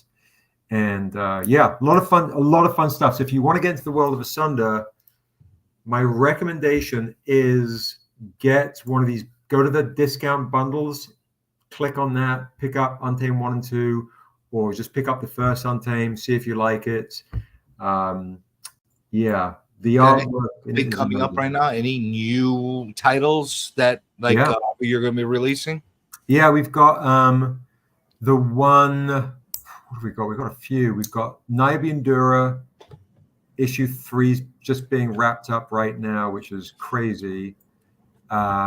We've got Tales of Asunder, which is issue 4 is out right now. The new volume has been worked on. Issue 1 is done. Issue 2 is nearly done. That one's set in the Asian part of our world. It's fucking beautiful. Working on finishing up a comic called Confessions of a Demon, which is literally a demon confessing his sin. Within the same world? Yep. Okay. And it's literally set in hell.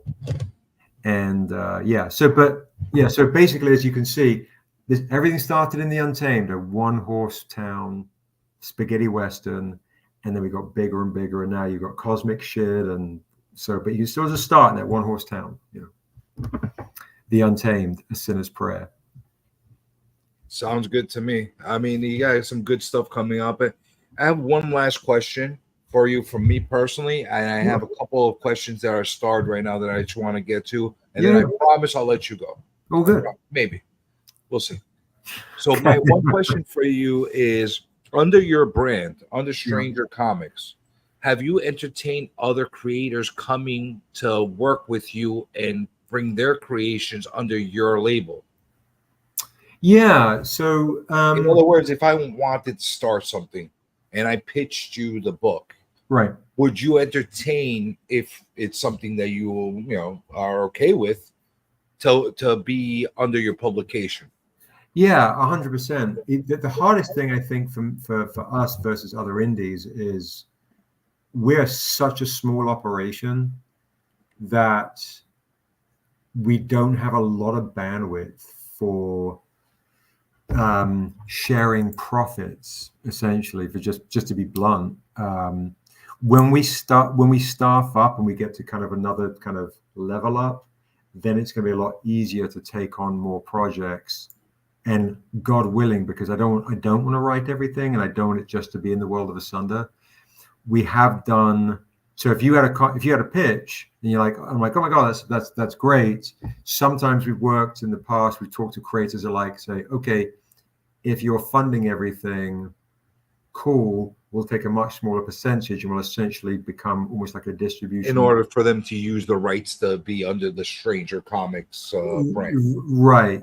Almost like what Image does, in other words. Yeah. Exactly. But with that, I'd recommend Image because they're probably better at it than we are. Well, they've had 30 years. Right. So kind of helps. Definitely. And they've got the much stronger reach to retailers and those types of things. I think it's hard because also we have such a brand of people know us for a certain thing. So when we did Vampire Hunter D, a very good door song. You felt that they didn't connect with your brand? No, they really did, because Vampire Hunter D was really good because it has that same kind of lone drifter coming to a one-horse town type thing, you know. Mm-hmm. Yeah, I kind of clocked that. It's cool. I'm buying it from him, you ass. I was gonna do for you. I was gonna basically say, give me $20 for the trade dress and for the interview. I'll throw in the Virgin for free as a gift. There you go. But I do like that trade dress. The trade dress is beautiful. But yeah, it's a really hard thing to juggle when you're basically going, fucking hell, we're just trying to stay on top of our own shit, and then make sure you do right by someone else. So when I worked with the big studio that did Vampire Hunter D, we did really good for them. But then it's also the hard thing when you work with artists and you have a client, essentially, and then maybe the artist suddenly doesn't want to do it anymore, or you deal with this or deal with that. If you can deal with all that shit internally, it's a lot easier. Yeah, it's a hard thing. What I prefer to do is, and I had this with a very good creator, and he talks about it. His name's David Crownson, and he has a comic called Harriet Tubman Demon Slayer. And he was like, oh, I want Strange to publish it. And I was like, I'd love to, I just don't have the bandwidth. But what I could do is give you advice on how you should publish it. And maybe in this day and age, you don't necessarily need me as much as you think you do. So I gave him as much advice as I could. And so, yeah, that's essentially what I try and do for folks, is help them realize their own shit. And that could be one of the big benefits of being part of your Patreon as well. You get top of the line service for that. Yeah. Yeah. You know, unless you're somebody like me, he's going to ignore you. So there you go. But let's get into some questions. Sure. I know you probably, I don't know, I know you're on the West Coast, so yeah. You probably didn't even eat dinner or anything like that. Yeah, dinner's waiting for me. I'll go and have it's waiting for you, so I'm not going to starve you. So let's get into some questions. Any questions? Don't answer no questions, and I won't tell you no lies. Hey Lord, don't ask me questions. Hey Lord, don't ask me questions, please.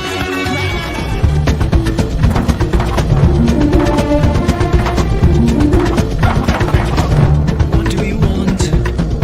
What do you want from us? To ask you this much is just a matter of trust, not an affront. What do you want? All right. What do you people want? Let's get to some questions.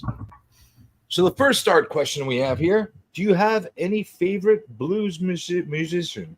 I saw that. Oh, good Lord. Yeah. I mean, I think I would probably say Muddy Waters. So fun fact for you guys, you know that TV show Cage that came out, and I think I think each episode is named after like a gangsta track or a hip hop track. So each Untamed volume is named after a famous blues song. So the first one is the Untamed A Sinner's Prayer, named after a Ray Charles blues tune called Sinner's Prayer. The second one, the Untamed Killing Floor, the second volume, the Untamed Killing Floor is named after two songs, Skip James's The Hard Time Killing Floor Blues and Howling Wolf's Killing Floor. And the third one I'm doing is called The Untamed Still a Fool, named after Muddy Waters' Still a Fool. I also love Howlin' Wolf, and I would say she's blues and jazz and all the things, but Nina Simone is one of my all-time favorites. But I would say Muddy Waters, and then from the Delta blues period, I might say Big Bill Brunsey. So yeah, that's it for. All right, you got that answer. Listen to me, Senor Gustavo. Okay, listen to me. Don't worry about my money. I'm gonna become a gazillionaire where I grow up. So don't worry about my money. All right. All right. So next question from our friend Don Gustavo. So does he want to write Batman or Spidey? And Spidey. Okay, so that's a great question. Would you actually want to write for one of the big publishers? Oh yeah, I'm a fan. Batman or Spidey. So you wouldn't snub your nose to them. God, I'm a huge fan of those characters. I mean, it'd be a huge honor. I mean, whatever, I'd be fucking, I'd flip out. They pay shit. You know that. They pay shit. Oh, I know. Yeah, but I'm sure. You would just do it just to have like a feather in your cap to say, "Hey, I wrote Spider-Man." I mean, how cool is that? Yeah, what a geek moment. I mean, my favorite would be to write the whole. A British accent.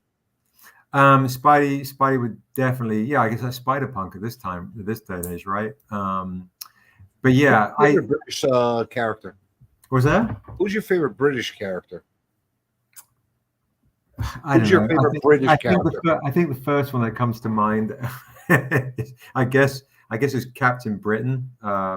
Really, you're not a Judge Dredd guy. I would have thought you were. Oh shit, Judge Dredd. We were close to that. We were right. We were adjacent to 2000 AD booth at New York Comic Con. Funny enough. You were right there. Yeah. Yeah. I would have thought you were a Judge Dredd guy. I love Judge Dredd. That's a good shout. That's a good shout. Yeah, I think you might be right. Actually, that's cool. That's a good shout. I'll go with that. So, which one of the two, Batman or Spider-Man? You have to pick one. That's it. Oh, good Lord. I would say, because I write better dark and brooding shit, I would say Batman. But it's always like you want to stretch your muscles and do something fun and for not do dark and brooding untamed shit. Spidey sounds great. Well, the whole premise of Spider-Man, he never is allowed to be happy. Every time he's happy, they take it away from him. So there you go. Okay, fuck something and take it away. All right, let's take everything away from Spidey and let's go with Spidey. Make him miserable. There you go. Perfect. There you go. All right, next question by our friend. I can bring the Hulk in at that point, can't I? So the Hulk is guest star. Oh yeah, you could. You have Hulk kick his ass. There you Make go. him really miserable. Our friend from New Zealand, Beefit. How old were you when you left school, Sebastian? I was 18. Yeah, I was 8. I was thinking I was 17. I was 18. But my dad fell into a coma when I was 17, and I kind of quit working. Thanks. But he actually broke the records for coming out of the coma. But after a long period of time, but it was crazy. And I kind of quit. I'd say quit on school probably when I was 10, but I quit on school when I was 17, and I left when I was 18. Well, 18 years old. And here's a question that we get from our friend Real Rude over here on a very consistent basis. What superhero's death would you like to write about? He's obsessed with killing superheroes. So who would you like to kill? And while you're at it, tell us, how would you kill that superhero? Whoa, that's fucking awesome. That's a great question.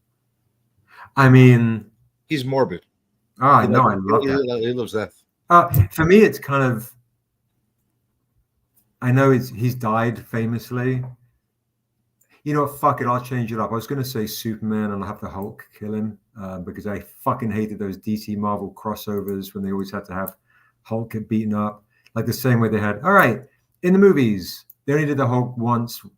They only did the Hulk right once in the Avengers and they ragdolls Loki. And then after that, it's like, let's show how tough Thor is now because you remember his dad and knocks out the Hulk with one punch. Let's show how good the Hulkbuster armor is and let's show how a strong thing. I fucking hate all that shit. I hated that shit in comics when they introduced a new character to show how tough he is. Let's bring on the Hulk.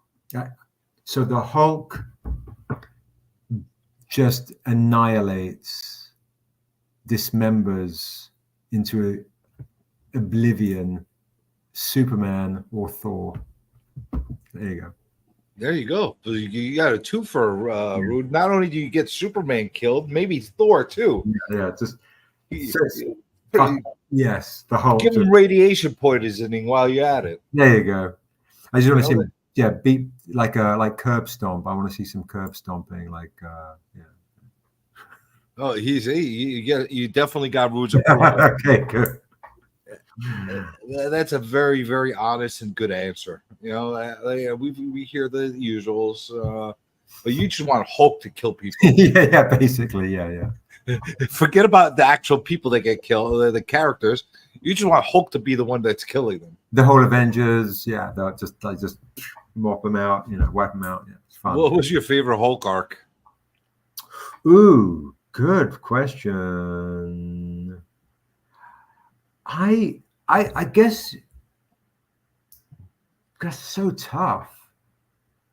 I think just from the formative time, it was the Peter David run. Yeah. I think it just really hit me as a teenager right around the right time. And by the way, that intelligent Hulk that Peter created was not the nerdy Hulk that everybody talks about, the professional Hulk that they're talking about. He was a mean guy with an attitude. Yeah. He was smart, but he was also mean. Yeah, I loved that run. And I loved some of the early runs when it was like Hulk taking on all of Alpha Flight or Hulk taking on the Avengers. I would collect all those old issues and there was just something poetic about him in the simplicity of, it's almost like you should be sympathizing with the times when he's gentle and and I think it's just that whole thing, man's ego needs to always fuck with the wrong dude, and I loved that that element of there's always felt like a humility to the character, and then until it was like you got what you asked for, and then you now want to quit. I just wrote a line in something, and I was like, the hunter doesn't get to, beg the wolf when the wolf starts to eat him,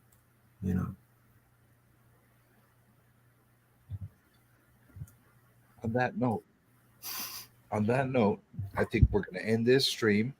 Not because we have nothing else to say, because I'm sure we could talk for another 10 hours if we start getting into everything, especially if we talk about Hulk and all that. right. Well, we could start really nerding out, but I'm going to be merciful. I'm going to let you go. Okay. I'm going to give you an opportunity. If there's anything that we missed or anything that you wanted to talk about, here's your chance to say it. Otherwise, you're going to hold it, because I'm going to hold you to coming here another time as well. Maybe next time you're going to be launching a new #1, or maybe next time you're doing a Kickstarter, maybe you come back on. That'd be amazing. I mean, the last thing I want to say is fuck you, Comic Journey. No, all right. You join the club, man. Everybody's freaking out to freaking fuck me. All right, it's all right. I just want to say You're the only one that did with 2 fingers. Right, yeah, fuck you. Which apparently comes from when the English fought the French and they used the longbows, and they kind of did this, and it was like a you know, 2 fingers. 2 fingers. But yeah, no, just a huge thank you for being on the show. Shout out to everyone in the chat. If you guys want, I'm going to be talking a lot of shit on Instagram tomorrow, 6 o'clock Pacific, same time, 9 o'clock Eastern. Follow me at Stranger Comics on Instagram. That's where I do most of my shit talking. And every week you have a chance to win stuff. And I won something. You did. Yeah, I actually. You did. That's right. I won that Tribe Called Quest. That's right. That's right. I fucking love that shit. Yes. So everyone wins something. You know, people get a chance to win something every week. Oh, and tomorrow is kind of interesting. What we're going to do is we're going to do a Dent and Ding mystery box at $20, where you're going to get a whole bunch of shit. And I'll probably show off some new exclusives and just act crazy and be a lot of fun. So yeah, follow us at Stranger Comics. If you want to subscribe, go to strangercomics.com. And at the very least, download that sampler platter and see if you like what we have to offer on the Digi, and then you can buy a book, you know. Good stuff. Good stuff, Sebastian. I appreciate you coming on. For sure. Thank you. Yeah, I think we've exhausted you. I'm just going to let everybody know we were pre-scheduled to have an Insomniac running right after this. I'm not sure if I'm going to have one or not, but I do have it scheduled. So if there's people that actually want me to run with one tonight, just go to the pre-scheduled one that's on here and put a comment, say run it or something like that. If it's more than a handful of people that want me to run that stream, I'll run it for a couple hours. I want to do that Comics Cure and Cancel wheel spin for everybody that participated and donated during that time. I also want to do my first C3 unboxing on there, and then it'll be done. Cool. A very short one. It was not an all-nighter, maybe an hour or 2 or 10. I don't know. But either way, thank you all. Appreciate you. Have a great night. And once again, Sebastian, thank you very much. Thank you very much. Thank you. You know what? I want to thank you so much that let me see if I can find a adequate outro for you. There you go. I found a perfect one. This thanks you, and we're gonna log off. Thank you very much. My friends, thank you from the bottom of my heart. I want to thank you much. Thank you very much. Thank you very much. Thank you very much. Thank you. Thank you very much. Nothing like a thank you coming from a geriatric group and a Bollywood dancer. Love it. Good night, people. Thank you. All right. Cheers.